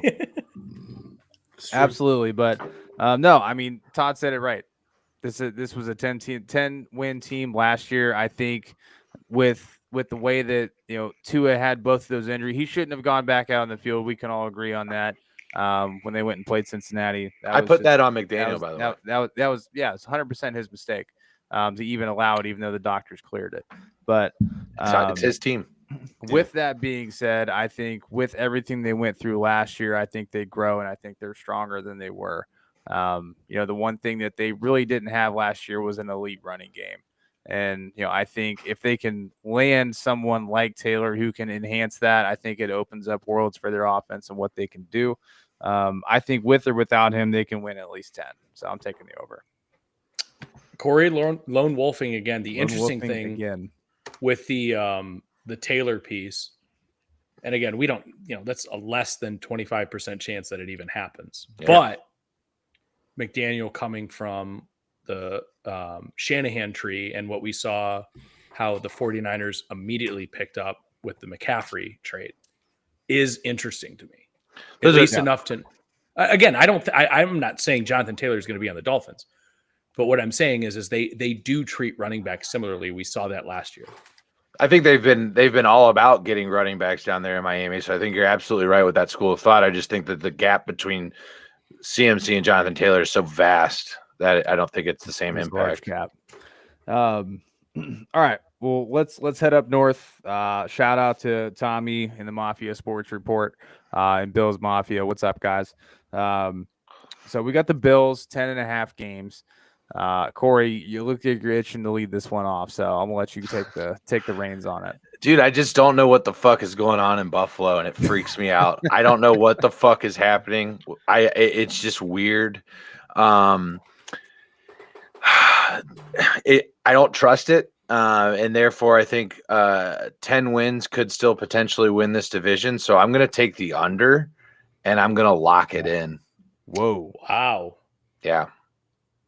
I think we see a little bit of a slip up here in Buffalo this season, guys. That playoff loss to the Bengals did something to me. This off-season turmoil, wherever there's smoke, there's fire. It's probably not as bad as the media is making it out to be, but wherever there is smoke, there's typically fire. Shout out to Canada. And I just don't know. I don't know what the fuck is happening. And it freaks me out. And I can't just sign up for 11 wins. On the second highest over-under in the league. I just can't sign up for that. So I'm going to take the under. I'm going to lock it. Last 3 seasons for the Buffalo Bills, 13-3, 11-6, 13-3. Yep. Todd. Fellas, is it crazy to think that there could be 3 teams in this division that win 10 games? No. Because I couldn't even tell you which 3. Because that's kind of how I feel right now. Because for the 3rd time this evening, I agree with Corey. They're going to win 10 games. I don't know if I like this. They're going to win 10 games. They lost the centerpiece of their defense, boys. So are you also locking the under? I am not locking the under here. But what I am saying is that I think of anybody who made the playoffs in the AFC last year, they made the least amount of progress to get back to the playoffs again. That's where I stand with Buffalo. So they made some signings to make their offensive line better because that was kind of the argument after the Bengals game was that there was a ton of pressure. Offensive line was weak, blah, blah, blah. So they go out and get McGovern and somebody else, right? I'm missing another name here. They got a guard and somebody else. But they lost Tremaine Edwards or Edmonds, and I think that's a huge L for the Bills because he was their ball hawk. He was all over the field. He was in on a ton of plays. And guys, I don't know obviously there were some injury bugs that kind of hit Buffalo towards the end of the year in the secondary, but I'm unimpressed by Buffalo's secondary. I'm unimpressed by it. I'm unimpressed by their pass rush. And when you get into the playoffs in the AFC, you better put pressure on the quarterback and you better be able to cover these wide receivers because it's a gauntlet. And I don't know if Buffalo does all that. The one thing I would say is I think that the glue to that defense is Matt Milano. And I think I believe they just extended him, if I'm not mistaken. Sure. But we're talking about basically a strong side middle linebacker. So that's your tackle guy, right? But 100%. I think that's a different position in the NFL now. The other thing I would say is that Von Miller is going to be back, so you do anticipate that pass rush to try and be a little bit better. Von Miller's not going to be back to start the season, though. He's not. I didn't realize that. But he's nonetheless, out for at least 3 or 4 weeks. Yeah, and nonetheless, I think he makes an impact, obviously, when he steps on that field. But I I know that he's like the America's dream boy and Josh Allen, but like Eli, thanks for liking the stream. I think Josh kind of makes some bad decisions from time to time and doesn't really take care of the football a whole lot, fumbles a lot as well. So it's hard for me to sign up for 11 wins on the Bills, even though they've done it the last few seasons. It's just tough for me to sign up for that when I just feel as though the rest of the conference continues to get better. Like Jack. The AFC East I just said there's 3 teams that can win 10 games. I think Yeah. that's I feel more comfortable saying that than Buffalo wins 12. Yeah.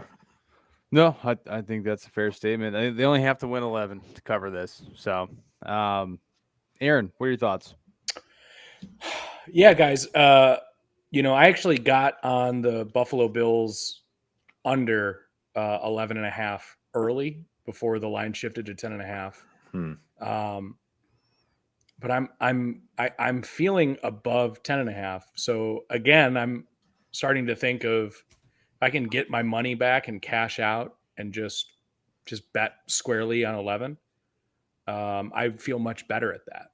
And the reason I say that is I just kind of look at how the Bills season opens up, and I'm looking at Jets, Raiders, Commanders, Dolphins, Jaguars, Giants, Patriots, Buccaneers before they square off on Sunday night with the Bengals. That's 8 games right there where I feel like they're going to go. I feel like they're going to start out pretty hot.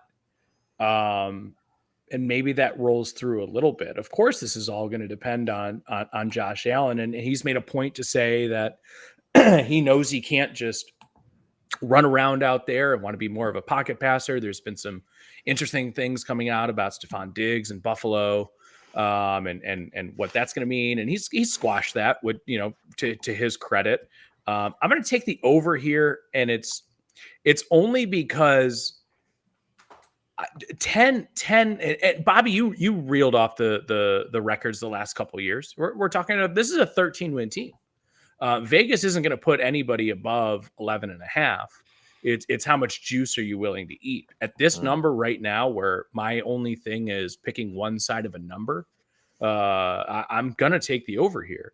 And it's because Buffalo they were always, until Tom Brady left this division, it was just the shadow that hung over it. Aaron Rodgers coming in here does not do anything for me and how I feel about the Bills.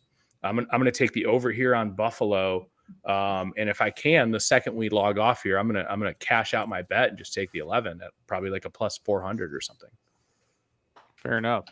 Yeah, I agree with Aaron. I'm going to take the over here.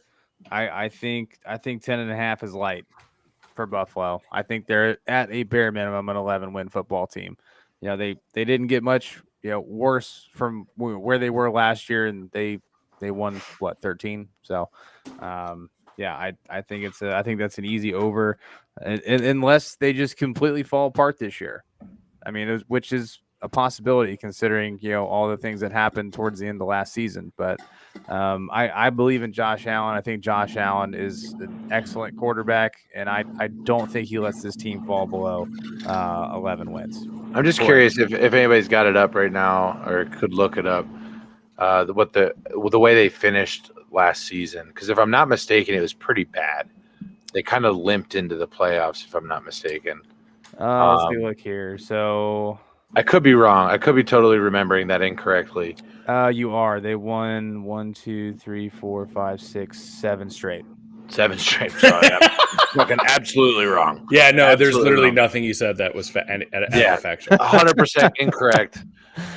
Living in my own fantasy, that shows you the impact of that Bengals playoff. Not even like a weird loss where it was potentially 30 to 13 not against the 7 Lions. straight No. because the Bengals game was canceled. But and I know the Bengals had come out hot. And that's right. They had some weird Buffalo's shit. number. So yeah, they did have a lot of weird shit that happened. Like they played a game in Detroit, then they just stayed in Detroit for the Thanksgiving game. And then they, obviously the whole Damar Hamlin situation that had happened. Yep. And then like the Stephon Diggs, pity party at the end of the season last year. Just fucking weird, man. Just 11 sounds on the nose to me. 11 sounds great to me this year. All right, let's move on. We've got the New England Patriots with their new star running back, Ezekiel Elliott. Todd, lead us off. You mean backup running back Ezekiel Elliott? Yeah, because Ramondre Stevenson is the starting running back here. So the over under for New England is 7.5. Tough crowd tonight. Tough crowd. It's okay. Yeah. I'm taking the under and I'm locking it here, fellas. Ooh. Because I think they win. I think they go 7-9. You don't think Juju Smith-Schuster's enough to just take this offense to the next level? Well, I mean, we're sitting here talking about the AFC East, and you don't feel the same way about the rest of us did about the Dolphins, but I think there's 3 10-win teams here. So I believe if my math serves me right, that means one team has to only win 7 games. So New England's the team out of this division that doesn't have a winning record, and I guess they can go 8-9 or 7-10, but I feel pretty good at 7-10 for New England this year. It's the end of the Belichick era in the AFC. Yeah. Yeah, I agree. I'm taking the under. I'm not locking it, but I will also take the under on this. Aaron. Yeah, I'm with you guys. I'm on the under as well. There's nothing about Mac Jones that excites me. The one thing I will say for New England, third best defense last year. I think their defense is legitimate, and there's a lot to be said about that. It's half of the game is how many points can you let up as opposed to how many can you put on. And I'm not confident in the New England offense to put up points in the same way that we're talking about some of these other teams. Even looking at like the Chargers, for instance, I think they can put up 38 with anybody. New England, I think, is going to be solely dependent on their defense, and I think they're going to come up against a couple teams, that are going to give them a little bit of fits. And if I look at this really quick, this isn't quick at all. Oh, I'm trying to find their strength of schedule. Come on, Grandpa. Oh, yes, thank you. That's why I couldn't find it. According to Vegas, no, because it's so far in the bottom right axis. New England has the hardest strength of schedule for Vegas win totals. Wow. What do we say on this? What do we say on this podcast all the time? I trust Vegas. Taking the under. I'm gonna lock it, guys. Right. Double locks. Corey. Yeah, I'm taking the under on here as well. I think this is kind of Belichick trying to get the offense to be what it was when they had Tom Brady. Unfortunately, they don't. So whereas like Tom Brady could make stars out of anybody that was on that offense, and the running game worked no matter who was toting the rock. I like Zeke Elliott as a fantasy grab here in the late rounds. I think he's going to be a touchdown vulture. One of the most efficient goal line running backs in the NFL last season. This is LeGarrette Blount all over again, fellas. Yeah, 100%. 100%. Yeah. 100%. So fuck, Ramondre Stevenson owners are fucked. But Mac Jones, don't trust it. I think we could potentially see a situation here where, maybe McDaniels doesn't work out in Vegas and then he ends up back in New England because Belichick's going to be there as long as he wants to be. He will not be forced out of that job. He will only leave it when he is ready to do so. Kind of like Saban-esque, I think, in that regard. So, but that said, I am taking the under at 7.5. Every week's Alabama, so I agree with you. Every week's Alabama. Absolutely. All right. Last but not least, the Jets Jets. Obviously featured on Hard Knocks this year. That's been a nice little saga. I haven't watched it yet. I'm looking forward to actually giving it a watch. Hopefully I can get through the first episode without vomiting. With that being said, I'll go ahead and lead this one off. What's the number? The number is 9.5 for the Jets, which I think is considerably low, considering the talent they have on this team. So I'm locking the over here, boys. I'm locking the over. I think that defense is definitely didn't get any worse. They've got one of the best corners in the league with Sauce. You added Aaron Rodgers. You've got tons of weapons on the offensive side of the ball for him. A great 1-2 punch in that backfield. I don't see a world where they win less than 10 games. That's all I've got. Aaron. Taking the under, Bob. I was fully ready to walk into this and lock it, and I kind of talked myself into locking the Patriots there, and I feel better about that. I think it's safe for lock. I think it's a safer lock too. And let's not forget Aaron Rodgers outside of this past season was the reigning MVP for 2 seasons in a row. It is the Hard Knocks piece to me, and it's also the New York piece to me, and Aaron Rodgers is here and everything's gonna be great. Their offensive line is fucking trash. And it's also a island of misfit toys where it's like, all right, well, maybe we'll get Aaron Rodgers and let's start signing all of his friends. That's wasted roster spots for a lot of guys who probably could have deserved it. Like an Alan Lazard, for instance, totally cool with that. He is a great number 3 receiver in the NFL. The Randall Cobb kind of thing. It's like, all right, well, we're just going to give a roster spot to a guy that Aaron Rodgers is buddies with. And Bobby, I know you haven't watched, I've watched the first 2 episodes of Hard Knocks. It's a lot of slob knobbing to get through, man.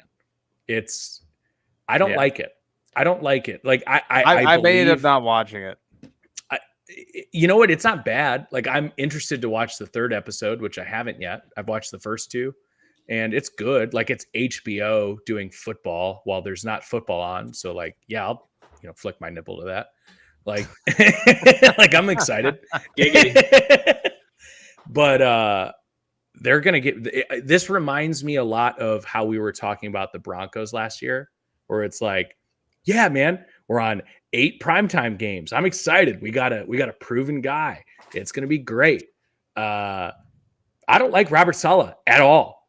I think he's a bad coach. And then we just took the offensive coordinator or the coach for the Broncos last year. And I know Rodgers loves Hackett. He sticks up for him. It's great. Probably has a good relationship with him. Not trusting that coaching staff at all. At all. Pepper in the New York media about it. The second that they start 0-2, it's going to be, Rome is burning. Yeah, under here for sure. Corey. You're on mute. Sorry, Grandpa. I'm calling myself Grandpa. The Jets won 7 games last year, guys. You're asking me, did they get 3 games better? I'm saying absolutely they did. Aaron Rodgers is worth 3 games to me. I think it makes a ton of sense. Yeah, that offensive line is dog shit. Aaron Rodgers, though, I think has the ability to kind of make that offensive line, like, hide them, if you will, like, make decisions quickly. He's the veteran that is able to do that, read defenses, get his pre-snap reads, understand where the ball needs to go and get it out in time, that kind of thing. But this defense is insane. I think that the defensive line is nuts. Quinnen Williams is an absolute fucking freak. Sauce Gardner, absolute freak. I think Garrett Wilson is going to take a step and be, probably one of the top 5 wide receivers in the league, and if not this year, by next year. I think they're going to be good. I think they're going to be really good. I think Breece Hall is really good. I think obviously Dalvin Cook can be good if healthy. Don't forget they got Michael Carter Jr. back there as well, guys. They've got a loaded running back room. This offense has all the tools. They just have to prove it. The defense looks very good. I'm taking the over. I think it's an easy over. Again, they went 7-10 last year. They can absolutely. Aaron Rodgers is worth 3 games to me. I'm taking it. Cool. Todd. Yeah, this is a team that went 7-10 with Mike White, Zach Wilson, and Joe Flacco, fellas.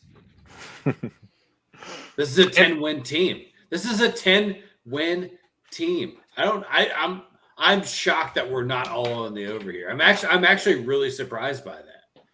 Well, I think Aaron, I think a part of it is it comes from the disdain of the Rodgers saga. I think maybe sure. Coaching. Bit. It's purely coaching. Okay, well I wanted to comment on Hard Knocks because I have watched it. I've thoroughly enjoyed it. I'm kind of coming back to Aaron Rodgers a little bit because everything everyone consistently has said on this show is like everything you see in the media is not who this guy is. One thing I am seeing is that everybody like fucking loves this dude. All his teammates, his ex-coaches, they all fucking love Aaron Rodgers. I think that says a lot about who he is, and I've thoroughly enjoyed watching it. And but why is anything you've seen on Hard Knocks not just reinform that decision though? That's what we've heard forever. It's the media.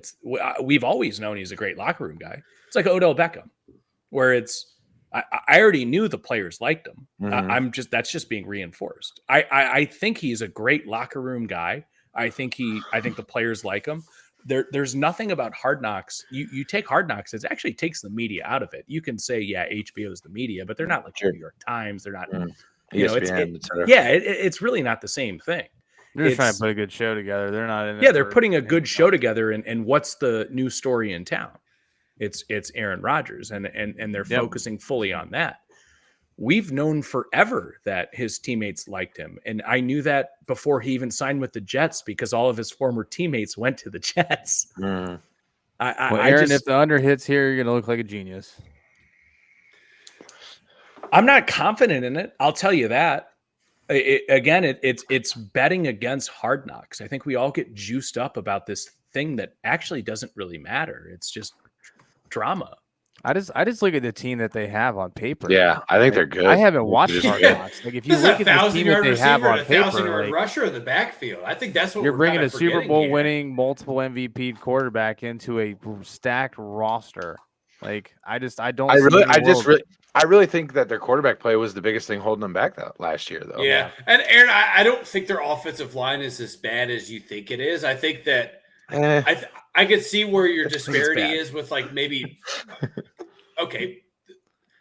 But Mekhi Becton's been injured, right, for all of his career. So you're he's drafted as a left tackle, and they're like, "Hey, let's move you to right." That's never good. It's true. I don't like. I'm not in on Mekhi Becton. Okay, that's fine.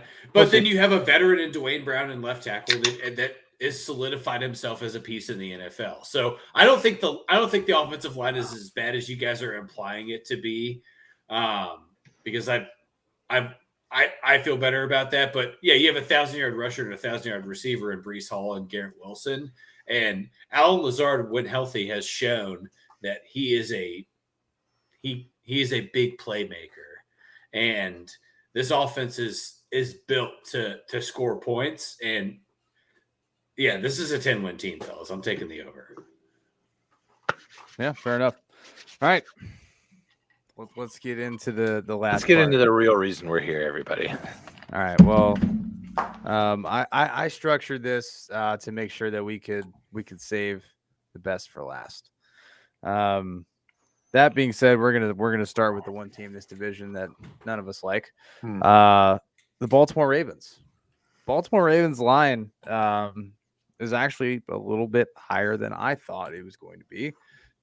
It is 10.5 games for the Baltimore Ravens this year. Which one of you gentlemen would like to lead this off? Corey, take it away. Yeah, the line is up to 10.5. Why? Because look at all of this power offense that they have added in here, man. Odell Beckham Jr.'s corpse is coming in, and they're going to light it on fire. They're going to absolutely light it on fire. Nah, man, this is I'm not buying it. I'm just not buying it right now. I'm 10.5's a lot in this division. I'm taking the under. They can win 10 games and the under still hits. I'm taking it and I'm locking it in. Wow. All right. Fair enough. Quick and easy. Todd. Yeah, Lamar Jackson is the most overvalued person in media for the NFL. I'm so sick and tired of talking about Lamar's going to get back to 2019 and it's going to be he got this big. It's not going to happen. This is a quarterback that's statistically gotten worse every year since he won the MVP. I'm a little disappointed in Ari for tweeting so much about Zay Flowers because he's a gimmick. I don't know if I'm ready to say that yet. We haven't watched him play a professional snap yet. You know what I mean? Like I'm not there yet. Sure. I'm just basing off of I don't feel very confident that too many 5'9" wide receivers make a long-lasting career in the NFL. There's one right now that stands out to me that's made himself sustainable. It's Tyreek Hill, and and Tyreek Hill is much different than Zay Flowers in my head. And again, you're right. There's no NFL snaps there. All of mine is based off of clips that I've put together of Zay Flowers, but the Baltimore Ravens are the most overvalued team in the AFC. It's the under for me. Aaron. Yeah, I mean, I'm kind of right there with you, Todd. It's a high number when you really look at it. What is it? 10.5? 10.5. I'm looking at teams right above them. That's the Bengals, the Chiefs, and the Eagles. So a lot of this depends on Lamar Jackson's health. And we've had, last year we were talking about it. I think a lot of us took the under for him because there was the contract dispute. And now there isn't one. But that doesn't really change the fact that Lamar Jackson has never been a precision passer, which is fine. He plays his game and he plays it very well, but it isn't really conducive to, health. To not put it in a better way, to not read past the second level. And I'm sorry, sure. Yeah, I'm of the opinion that if you take everybody's over under and just blindly bet the under, I think you'll make $8. And I'm just taking the under here. It's too high. Well, the point I made, Aaron, they can win 10 games and the under still hits. That sounds perfect. 100%. Yeah. And I'm a big John Harbaugh fan. I actually think he's a really, really good head coach. Sure. I actually think addition by subtraction, just getting Roman out of there as offensive coordinator is a big deal for the Ravens. I think that's a good thing. Yeah, Ravens country was definitely excited to see him go. And I don't even know who the guy is, but it could just be fucking Chat GPT, and I'm probably more excited about it. It's Munkin, who was Chat part of Georgia previously, and then before that, the 49ers. And Greg Munkin has come out and said that him and Lamar Jackson are making plays together, which gives me less confidence than I had before. I think J.K. Dobbins is a great running back. Again, it's all health when it comes to the Ravens. Do I trust? Yeah. Right? Yeah. Do I trust Lamar Jackson to stay healthy? I don't. Do I trust OBJ to stay healthy? I don't. Zay Flowers, Todd, you had talked about it. Rashad, the interesting thing though about Zay Flowers, yeah. I'm pretty sure this was. I think I read this around the draft was on average the smallest receiver class in like the last 10 years. There were so many under 6 foot guys that were taken in the first 3 rounds. And this could just be the basketball fan in me that's like, all right, well, now we're figuring out that we're basically playing 7-on-7 and we're going to just start shooting threes. And that's how we now play football. And that could be fine, but I'm not ready to believe in that yet until I actually physically see it. Right. I'm taking the under here. It's not a lock. It's close. It's very close. I think we can all agree, though. I think this is the most interesting division. Obviously, we all have some blood in the race here. Yeah. But no, I'm with the rest of you guys. I'm taking the under here. I was shocked when I wrote down 10.5 to read that to you guys later. I thought 10.5 was a little too high. So yeah, I'm definitely taking the under here. Moving forward, we're going to discuss the Steelers next. The line for the Steelers is 8.5 games, right there at that 500 line, where they finished 9-8 last year.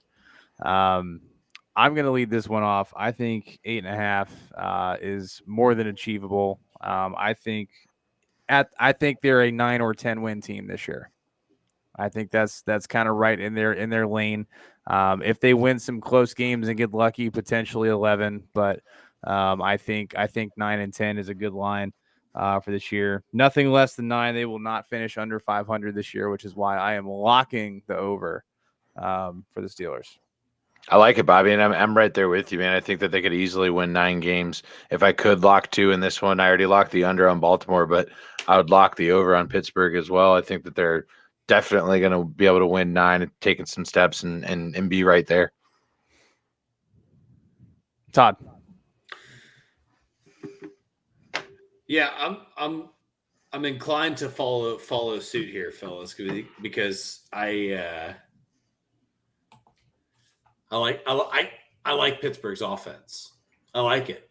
I think there's weapons there. I think Allen Robinson adding a depth piece actually makes a difference here.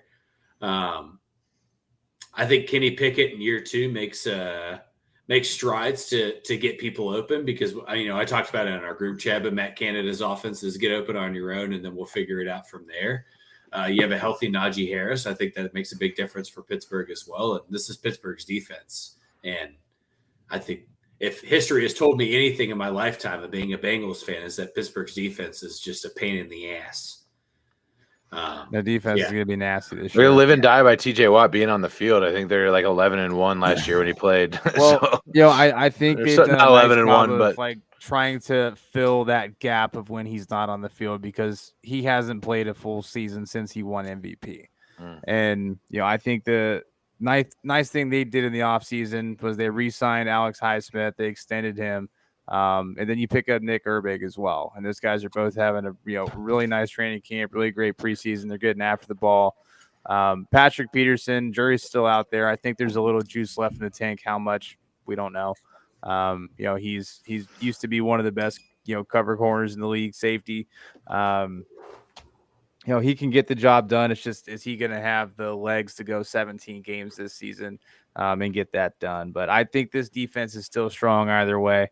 I think they're going to definitely be a top 5 defense in the league.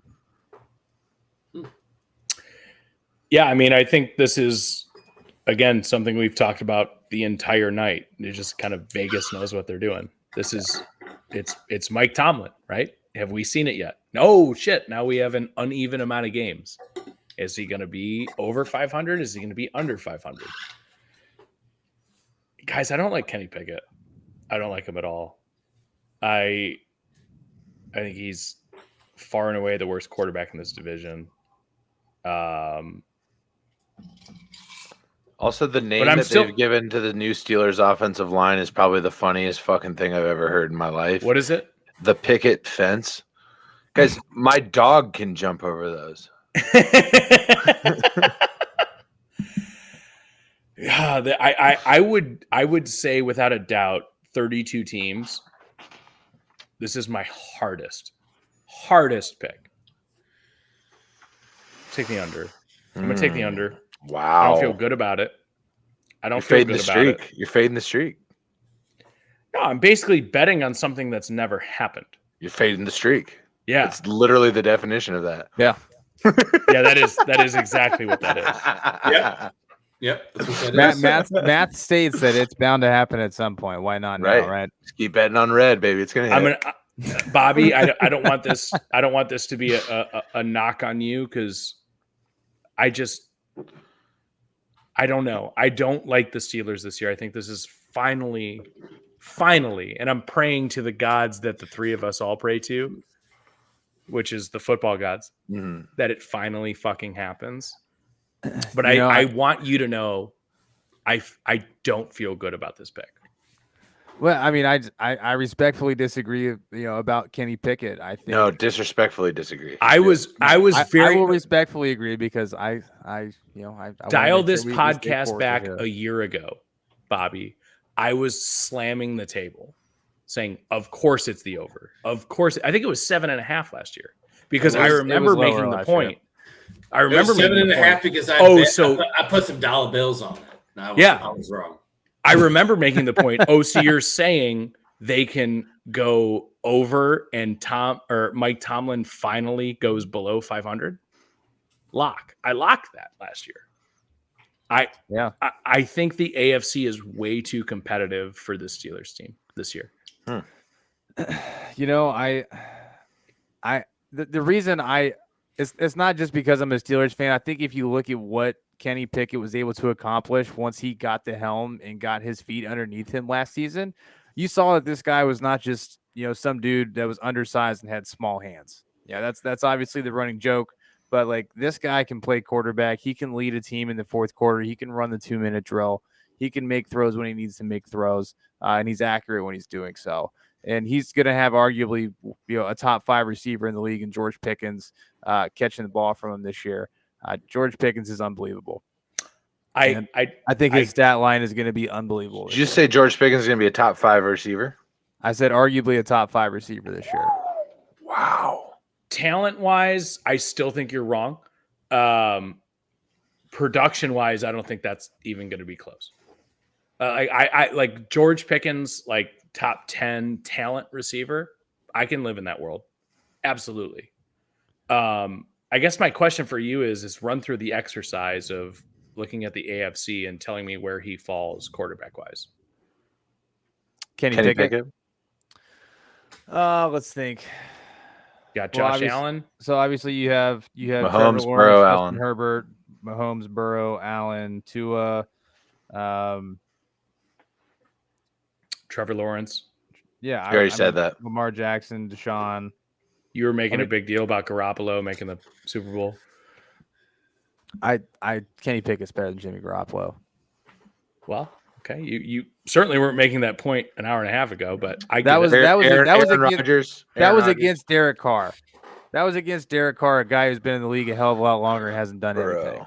Mahomes, as opposed Allen, to Kenny Pickett, who's been in the league forever and done Rodgers, a lot. As opposed to a young quarterback that's got a lot of upside. T-Law. Okay. So two completely different arguments. Russell Wilson or Kenny Pickett. I hate to say this, Bobby, but I feel like Derek Carr is a great ceiling for Kenny Pickett. We talked about this. We talked about this yesterday, Bobby. I think like the best version of Andy Dalton. Yeah, who won the division 3 times, by the way. Like that's not that much of a they went 12-4 one year. Like let's not forget that. Yeah, absolutely. He was an MVP candidate. Yeah, I'm really trying hard to balance like my fanhood with my logic because I want him to be great, but realistically he's also I don't even know you deserve to have a bad quarterback, Bobby. I mean, you've lived most of your life, like cognizant football life, having a really, really good quarterback. Yeah, Hall of Fame quarterback. I can't. So. Yeah, I mean, it's got to end at some point, right? But no, I mean, you're being a good sport. I think Kenny Pickett's strong. I don't feel bad about him at quarterback for us this year. Yeah, I think you're okay. So, I mean, would I rather have like Joe Burrow or Josh Allen or Patrick Mahomes? Fuck yeah, I would. Yeah, absolutely. I don't think anybody in their right mind would argue Kenny Pickett. Yeah, I mean, even Trevor Lawrence. I would love to have Trevor Lawrence as Aaron Rodgers. My argument here wasn't for Kenny Pickett. My argument here was for George Pickens. Yeah, that's true. You guys turned this into the Kenny Pickett shit show. You're right. He's right. No, that's what I said. That's what I said. I agree. Like, I am fully willing to live in a world where George Pickens is a top 10 NFL talent. I said arguably top 5. I didn't say solidified top 5. I said arguably, and then all my words got twisted. He's making bold takes, dude. He's throwing out hot takes. All right. It's for the content. I love George Pickens. I think he's a great receiver. I think he's got a ton of talent, ton of raw talent, and can be really, really, really good. All right, let's move on to the old Cleveland Browns, shall we? So the Ravens again. Take it away. Oh, you're gonna let me lead this one off? Absolutely. It's your decision. It's your team. You can decide who leads. I would actually love to hear not my opinion first. Okay, perfect. I can start. The line for the Browns is 9.5 games this year. Mr. Gottschall, take it away. I'll start. They're the worst team in the AFC North. Oh my God! Yes, coming in hot. They are. I think that whatever the money that's been provided for Deshaun Watson and whatever the speculation is for Deshaun Watson, I think it's wrong. Did you see Aaron over there just like, all right. No, well, we're calling spades here, fellas. We've been talking about it all night. I think that the Browns are the worst team in the AFC North. I could see them having a losing record this year. I'm not saying that they could go 10-7, but I could also see them going 7-10. I wasn't overly impressed by Deshaun Watson after he was reintegrating in the NFL, and obviously he took some time off, right? He took some time off from being in the almost 2 years NFL games. Yeah, he took a little bit of time. That's a long time. But I don't think this offense is built for Deshaun Watson. That's my argument here, is I don't think the offense is built for a guy like Deshaun Watson to be the quarterback in Cleveland. I think that the offense is built around them handing the ball off 30 times a game and then trying to figure out how to come back if you because let's think about it. You don't have Kareem Hunt, you just have Nick Chubb. And Nick Chubb's a top 2 running back in the NFL. I'm not arguing that. Yep. But So I just now don't you just think get more of them. Yeah, but there's no relief. Let him cook. Let him cook, Aaron. Yeah, there's no relief to Nick Chubb anymore. It's pretty lopsided that if you could shut down Nick Chubb, I don't think the Browns have a response if Nick Chubb is shut down. I just don't think Deshaun Watson is worth guaranteed $256 million. I just don't. It's a lot of money. Or whatever the money was that he was given. 230. I don't think the offense is whatever it is. I don't think that the Browns are as every year there's this speculation that the Browns are going to be the team that wins the AFC North. And I'm just flipping on the other side here and saying that they're the worst team in the AFC North, and I'm taking the under here. Are you locking it? Yes. Wow. All right, Corey.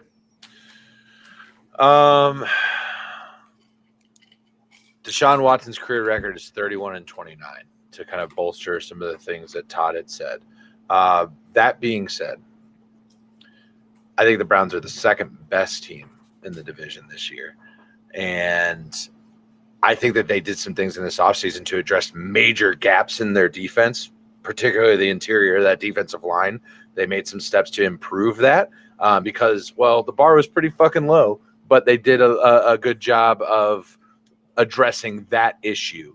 Deshaun Watson can be really good. I've seen explosive play out of him, but I can also see really mediocre play out of Deshaun Watson. That being said, I think the rest of that defense is just loaded. Obviously, you got Myles Garrett. You've got a guy in Denzel Ward who maybe took a little bit of a step back. Aaron, maybe would you say last year a little bit, not He was a whole injured. lot. He was injured.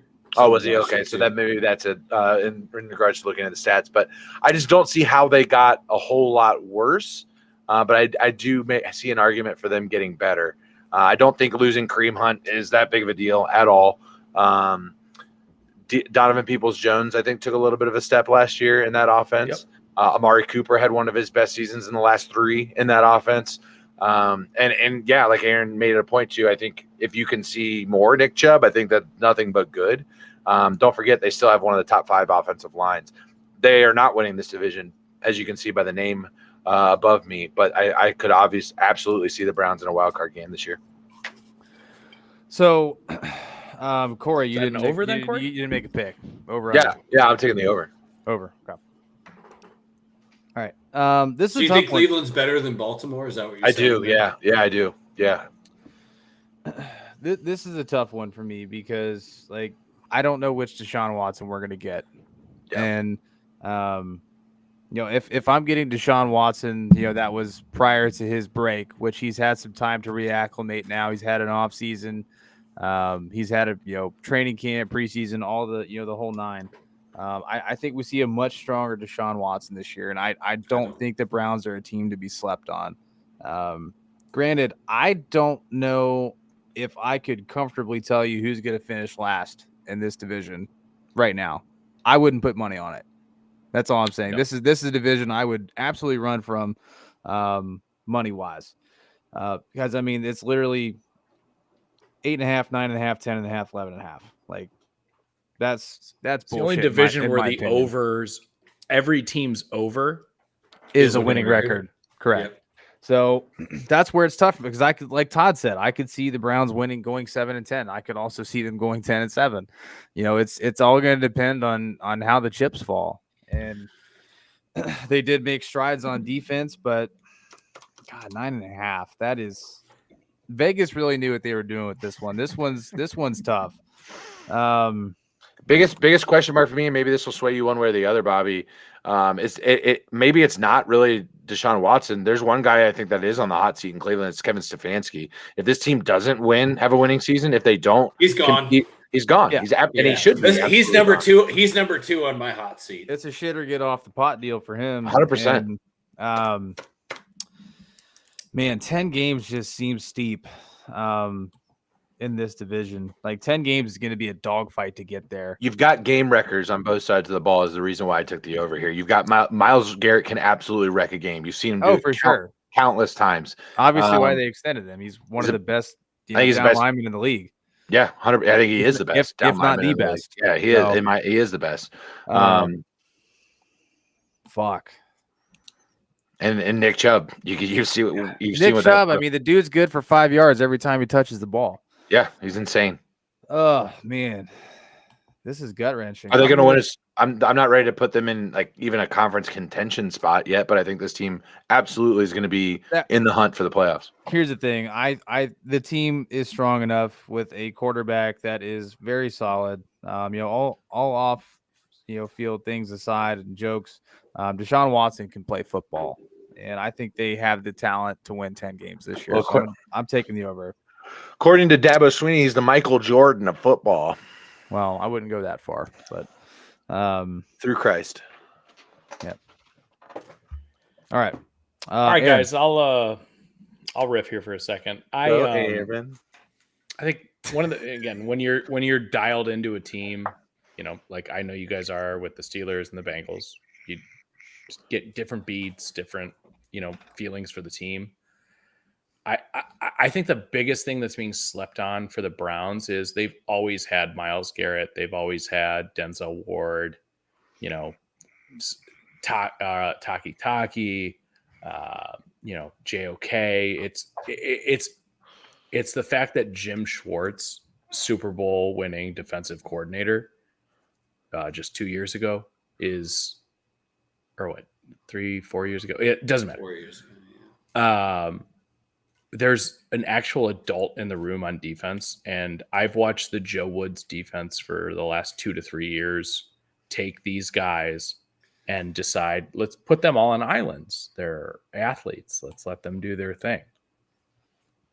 I think an adult in the room is such a gigantic difference on defense. That's solely on defense. I think the Browns defense is going to surprise a lot of people this year. Deshaun Watson, let's talk about it. He has not played any great football in the last 3 years going into this year. That's 3 calendar years. Last year was about getting Jacoby Brissett playing quarterback at the beginning of the year. And the Browns actually kind of did pretty good, surprisingly. Like Jacoby Brissett, played really nice good. job. Beat the Bengals. You're not making an entire offense around Deshaun Watson when you have no idea what the suspension is. It went from 4 games to 13 or 12, overnight. Guys, I'm taking the Browns over here. I'm locking it. This roster is we're talking about so many rosters where we're like, I'm on equal sides of the fence. I don't see how it's going to fall. I don't think a single one of those rosters stack up to the Browns. I don't. I really don't. There's so many talented people. Also, you guys had mentioned the coaching with Kevin Stefanski. That's fine. First year in the league, Baker Mayfield goes 28-6. Like, what do we think about him right now? Not good. I actually think Kevin Stefanski is a really good play caller. I think he's the Baker Mayfield's year after they made the playoffs, he got injured in the second game. And from there, it was just a fucking crapshoot. And then it was, all right, you got Jacoby Brissett for 8-9 games. And now let's see what we have in Deshaun. Yeah, of course. 1,000,000%.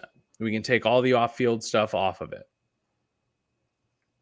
We have no idea what we're getting in Deshaun Watson. Nothing. That's Todd. You said 7-10, 10-7. Dude, I'll take you a step further. 5-12, 12-5. No fucking idea. They can go both ways in this, and I would believe it. You shoot me in the face. And that's right your now lock. Yeah, I know. No. This roster is way too talented. The amount of defensive. Okay, I took the under last year with the Browns, and I said the defense is shit. It's going to be bad. They have no linebackers outside of Myles Garrett. It's terrible. Yeah, you got some cornerbacks. That's great. But you can just double Myles Garrett the entire time. Bring in Dalvin Tomlinson. So that sounds pretty good. Zadarius Smith, like that. Okamura, love that. Like, you actually have actual depth on defense while also drafting for it. I think the Browns are actually going to not only just make the playoffs this year, but I think they're a dark horse AFC championship team. AFC championship game. I'm locking the Browns over. And Yeah. and Corey, you've known me for long enough. Deshaun's not getting What on there. what do I do for my entire life? I hedge on happiness. Yeah. This is Cool. deflated low because nobody wants to talk about Deshaun Watson. I just don't think he's good enough to get you to an AFC championship game. I think there's I literally think like that's five better quarterbacks in the that's conference. a tall order. That's a tall order. Well, we just listed him. That's not what a 7th or dark 8th on horse the means. list. That's not what a dark horse means. I understand the term. So defense leads you to an AFC championship game. Is that what you're saying? No, You I just think get fucking blown out by the Bengals. everyone doesn't want Deshaun Watson to be good anymore. I don't think he I think we're is though. Like he's serviceable. I think is where we're at with Deshaun. I don't know. Time will I think tell we'll this see. season. Yeah. I think it's one of those. It's a waiting game. He's either going to go out and ball or it's going to be a shit show. So we'll see. Last but not least, chat. Appreciate everybody sticking with us. I know we're a little bit over. Figured this episode would take a little longer since we've obviously got a little skin in the game on this side of the ball. So, Corey, Todd, I will let you guys decide who goes when. I think I can go if you want. I think letting me and Todd be Wrap it wrap this one up would be fitting. Aaron, go ahead. Yeah, guys, I think this is an easy over. Very, very, very easy. Now, the only question mark, of course, is, the Joe Burrow health. You've heard me talk about during this podcast. I'm gladly allowing Joe Burrow to be the next quarterback in the league. There's no doubt about it. You got Jamar Chase, you got T. Higgins. Dude, Tyler Boyd is a number 2 who's disguising himself as the third best receiver on a team. Your guys' defense is the most underrated. For any fantasy players listening, go ahead and grab like the Bengals defense as like the 9th defense off the board. You'd be great doing it. Really, really surprised after Zach Taylor's first year. I didn't think he was a good coach. I was like, all right, you just plucked a plum off the McVay tree and it was rotten. No, not that way at all. I love the fact that he takes the game balls, goes downtown. Like, I love everything going on in Cincinnati. I don't like him, but I respect it. Yeah. Man, that team's too motherfucking talented to not be 11.5 and over. This is what we were talking about for the Bills last year, where we were like, yeah, just pencil them in for like the AFC Championship game or Super Bowl, and we'll figure it out from there. That's what the Bengals are this year. Now, that does come with a little double-edged sword of target on your back, everything like that. But like I was saying earlier, don't give a shit about the playoffs in this exercise. The Bengals are going to roll through the regular season. Yeah, 11.5 is a tough line. I mean, they won 10 games the year they went to the Super Bowl, and they only won 12 last year. Yeah, only. I think they're over under the year they made the Granted, AFC they or had Super one Bowl. game last year that didn't 7.5 when they qualify, made the Super Bowl. which technically I'm still under the opinion that they would have beaten Buffalo in Cincinnati had that game continued. Realistically, 13 games last season. I'm gonna take the over here. I mean, there's the Bengals only got better, and that's scary, for the rest of the league, in my opinion. And if Joe Burrow's on that field, I love his swagger, love his confidence. He's got arguably the best receiver in the league, Jamar Chase, and that's Bengals are gonna, like Aaron said, they're gonna roll through the regular season. I mean, at the most, they may split a few games in the division, but I see them taking care of business there too. But the AFC North's always a dogfight, so we'll see. But I mean, the rest of the league, I don't know. If the Bengals are going to win a Super Bowl, this is the year. Is there any other division that you think could go split 1-1 against everybody? The East. No, because the Patriots. AFC East, yeah. I I think Bill Belichick, regardless, can split with anybody. Yeah, I'll give you that. But no, I mean, if the Bengals are going to win, this is the year to do it. You got everybody's contract in the right spot. The roster's loaded. Defense is stacked. And you've got like arguably the best quarterback and running back, or not running back, wide receiver in the league. So this is the Bengals' year. This is the year that they have to get it done. A lot of pressure on Cincinnati this year. I agree with that. Yeah, I'll go ahead and jump in right there, man. You just a beautiful segue.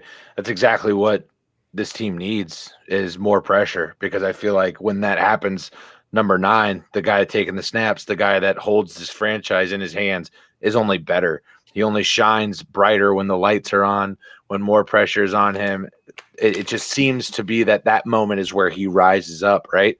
And so long as that offensive line can stay healthy, that's going to be a huge question mark, is if they can keep that O-line healthy, because that was the biggest barrier in the AFC Championship game last year, getting sacked 4 times in the first quarter. Not ideal, right? Not ideal. And yet they were still in that fucking game, in that AFC Championship game. Big question mark for the Bengals in this season. Again, in the secondary, losing 2 of their key safeties in Von Bell and Jesse Bates. Those are, guys that were, kind of, the anchors of that defense. That being said, I think that they've done a really good job over the last 2 drafts of adding depth to that room, going out and getting safety out of, I'm blanking right now, Todd. No, out of from the Rams in free agency. Nick Scott, thank you. Going and getting a veteran like that to kind of fit into that scheme. And then obviously we got Dax Hill that's going to be filling into his true safety role. Don't forget DJ Turner, Chidobe Awuzie, Cam Taylor-Britt. Cam Taylor-Britt came on the scene last year in a fucking fit of rage, filled in amazingly when Chidobe Awuzie went out. And I think that he could be a massive breakout corner. That is such an upgrade over Eli Apple. I think the Bengals are going to have 2 lockdown corners in Chidobe Awuzie, who's arguably a top 7 corner in this league, and Cam Taylor-Britt. That's scary. I think they do have the best linebacking core in the league, and Jermaine Pratt and Logan Wilson. That's scary. Then you look at this defensive line, and it is deep. You've got Sam Hubbard and Trey Hendrickson on the ends. You've got BJ Hill and DJ Reader on the inside. What do we got behind that? Well, we've got Miles Murphy sitting there ready to go. We got Zach Carter sitting there ready to go. Sample. We've got Cam Sample sitting there ready to go. There's just that it's huge to have that depth. You saw how impactful that was for Philadelphia last year. And then the offensive line, we're getting the second year together with these guys. The stuff that we're hearing out of camp, which obviously you take that with a grain of salt, but Cordell Volson is supposedly just shining brighter than a diamond, like that's coming out of Rihanna's ass right now. It's just absolutely amazing. And it's everything that the Bengals fans want to hear, that the offensive line is coming together. Going out and getting Orlando Brown, like, let's not sleep on this, guys. This could be the best left tackle that the Bengals have had since Andrew Whitworth, first-round Hall of Famer. Right? First ballot Hall of Famer, I should say. Bobby, you're absolutely right. This is the year to do it. This is absolutely the year to do it. I'm taking the over. The Bengals win the Super Bowl for the first time, beating the San Francisco 49ers. 3rd time's the charm. And last, but certainly not least, Mr. Gottschall. There was one rookie last year on the defensive side of the ball that gave up less yards per game than Sauce Gardner, and that was Cam Taylor-Britt, fellas. Good stat. Thank you. Sauce Gardner gave up about 67 yards a game. Cam Taylor-Britt gave up about 53.5 yards a game last year. Wow. Big gap. The variance is that Cam Taylor-Britt gave up more touchdowns than Sauce Gardner, which that's obviously what led into Sauce Gardner being what he was in the first round of never giving up a touchdown, didn't give up a touchdown until the middle of last year. Wow. I'll gladly trade 10 yards for touchdowns. Yeah. Cam Taylor-Britt is a lockdown cornerback, and that's a guy that stepped in for a top 10 quarterback, fellas, last year. Don't forget about that. There's not really too much more that I can add than what Corey just gloated for Cincinnati. That's fine. I was going to touch on the defensive line. Look for to be able to, I just want to put this kind of into your guys' head because you're going to face Cincinnati twice this year. There's a rotation of 3 lines of defensive linemen that are going to go through Cincinnati this year. That's a huge difference than 2 years ago. Yeah, that's a big difference. I'm taking the over, and I agree. This is if you're gonna lock it in, you're gonna lock it in for the Bengals to win the Super Bowl this year. I did it a week after the Super Bowl. Fellas, I cannot express enough that in my lifetime and in Corey's lifetime as a Bengals fan, and I guess Aaron, you can relate to some of this too. It's really Weird. really hard to be so Humble? bought into something. Well, just to be bought in, to be bought in to an organization, because our whole lifetime we've kind of been through this scenario of things are getting better. It's getting better. It's getting better. You get a 12-win year, losing the playoffs, right? First round. You get it. Disappointed, right? And no, I do. It's the preseason expectation is the hardest part. Yeah, is because you're like, I think it was there last. I don't know. Year, we have. though. You're like, I don't know. We have LeBron James. I don't I'll think probably it's, be I in don't the finals. think it was there last year as much as it is this year. They went to the Super Bowl though. So the question was, this can they do it again? Can they be legit? And now they're like, yeah, we can. And we Sure. did. My devil's advocate is every flower that was poured on Buffalo last year. I think Burrow and Allen are different animals. I really do. Yeah, but I think the NFL is a different beast. It doesn't matter. Like we're walking into the season and going, what's Burrow's health update? But he looks great. That's exactly what the update is from Zach Taylor as of yesterday. Burrow looks phenomenal. He said he's the best shape he's ever seen him be in. I think that this is over cautiousness. Could be a little bit of gamesmanship for Burrow to get that contract deal done here in the next couple of days. Sure. For all we know, actually, that deal could already be done. For all Burrow's we know. the guy. It's I have no doubt done about soon that. enough. Like it's not a question at this point. It's just a how much. Yeah. But I did want to make a point. Like so last year you're saying that they needed to get back to the Super Bowl to be considered legit. I didn't know that's not what I meant by that. Okay. Well, regardless, my point is that this year they have to win. This is the year they have to win, in my opinion. Yeah. So I guess what you're saying too is like, so I guess Corey, what he's kind of speaking of is 2 years ago was a gift. And then we came on this podcast last year, was like, you got to make it back. Right. And we kind of agreed upon that between you and I. Was like, you gotta run it back and you got to be better. And then it was a two-play variance. So I guess the natural progression is like, all right, well, now you got to win a Super Bowl. Yeah, this is the year. This like you got there, you got So a taste I of hear it. it You on almost got back there last year. Yeah, This I is hear it the- on this that. is the year that you have There to get was it not a done. market correction last year. It was the chart is still going up. Yeah, and I guess my point is that like I don't think that this team is operating under any different pressure. Like I think that they live in that zone now, and that's just where they are as an organization. And Sure. I think that just I'm not buying the point that pressure is a reason as to why they won't do it or like we're scared about it, because what you're also not seeing is the content. As we've said many times tonight, the knob slobbing on the Bengals, that is not happening on national markets right now. It is not happening. You are hearing it on the Jets, right? And thank you, Jets, for taking that spotlight and continue to do that. But I don't think they're not even the odds favorite right now to win the Super Bowl. Like There's Bills not were. a single team that has a higher over under than they do. What are the odds favorites to win the Super Bowl? I believe the Bengals are like 4th or 5th. Sure, but I think a lot of that has to do with the fact that somebody in the NFC has to physically be there. My point being that the Bills were the odds favorite, and that was a big deal. And that was always talked about. And then they came out and shellacked the Rams, and they're like, holy shit, the Bills are going to win the Super Bowl. And Well, that, right, but that was that's last the year. difference. This year is the AFC. Well, we're comparing the flowers that were given to the Bills and that to the Bengals. I'm telling you, it's not the same. I don't think that environment No, I the same. think last year had a lot to do with the fact that there was an influx of quarterbacks joining the AFC, and there's only more in the AFC now. I think last year from this year is way different. Other like than the- Aaron Rodgers? I mean, yeah, but the influx last year was Russell Wilson, Deshaun Watson. Now it's it's different. It's different We three-peat. to the AFC Championship game. AFC North, at least, for sure. Yeah, I'm locking that in. That was the whole point of the three-peat. All right. I But mean, you locked the under Baltimore. You didn't even lock the over. Yeah. Okay. All right. I mean, all those can be true, and the Bengals win the division. All right, fair enough. Well, boys, I think that's a podcast. No, let's go another 2 hours, Bob. No, We have an thanks. hour All right. and 40 minutes to do it. So I have been up for quite a while, and I am ready to You're go gonna lay squeeze down. an hour and. You guys 40 ever think into 2 about hours? clocks? I don't even know what those are. I have a cell phone. Shut up, I Nate. hate you so much. All right, well, that's the podcast. Thanks for everybody tuning in tonight.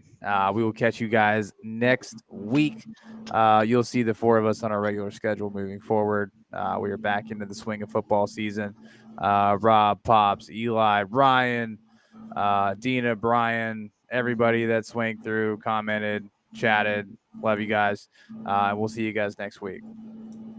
Peace.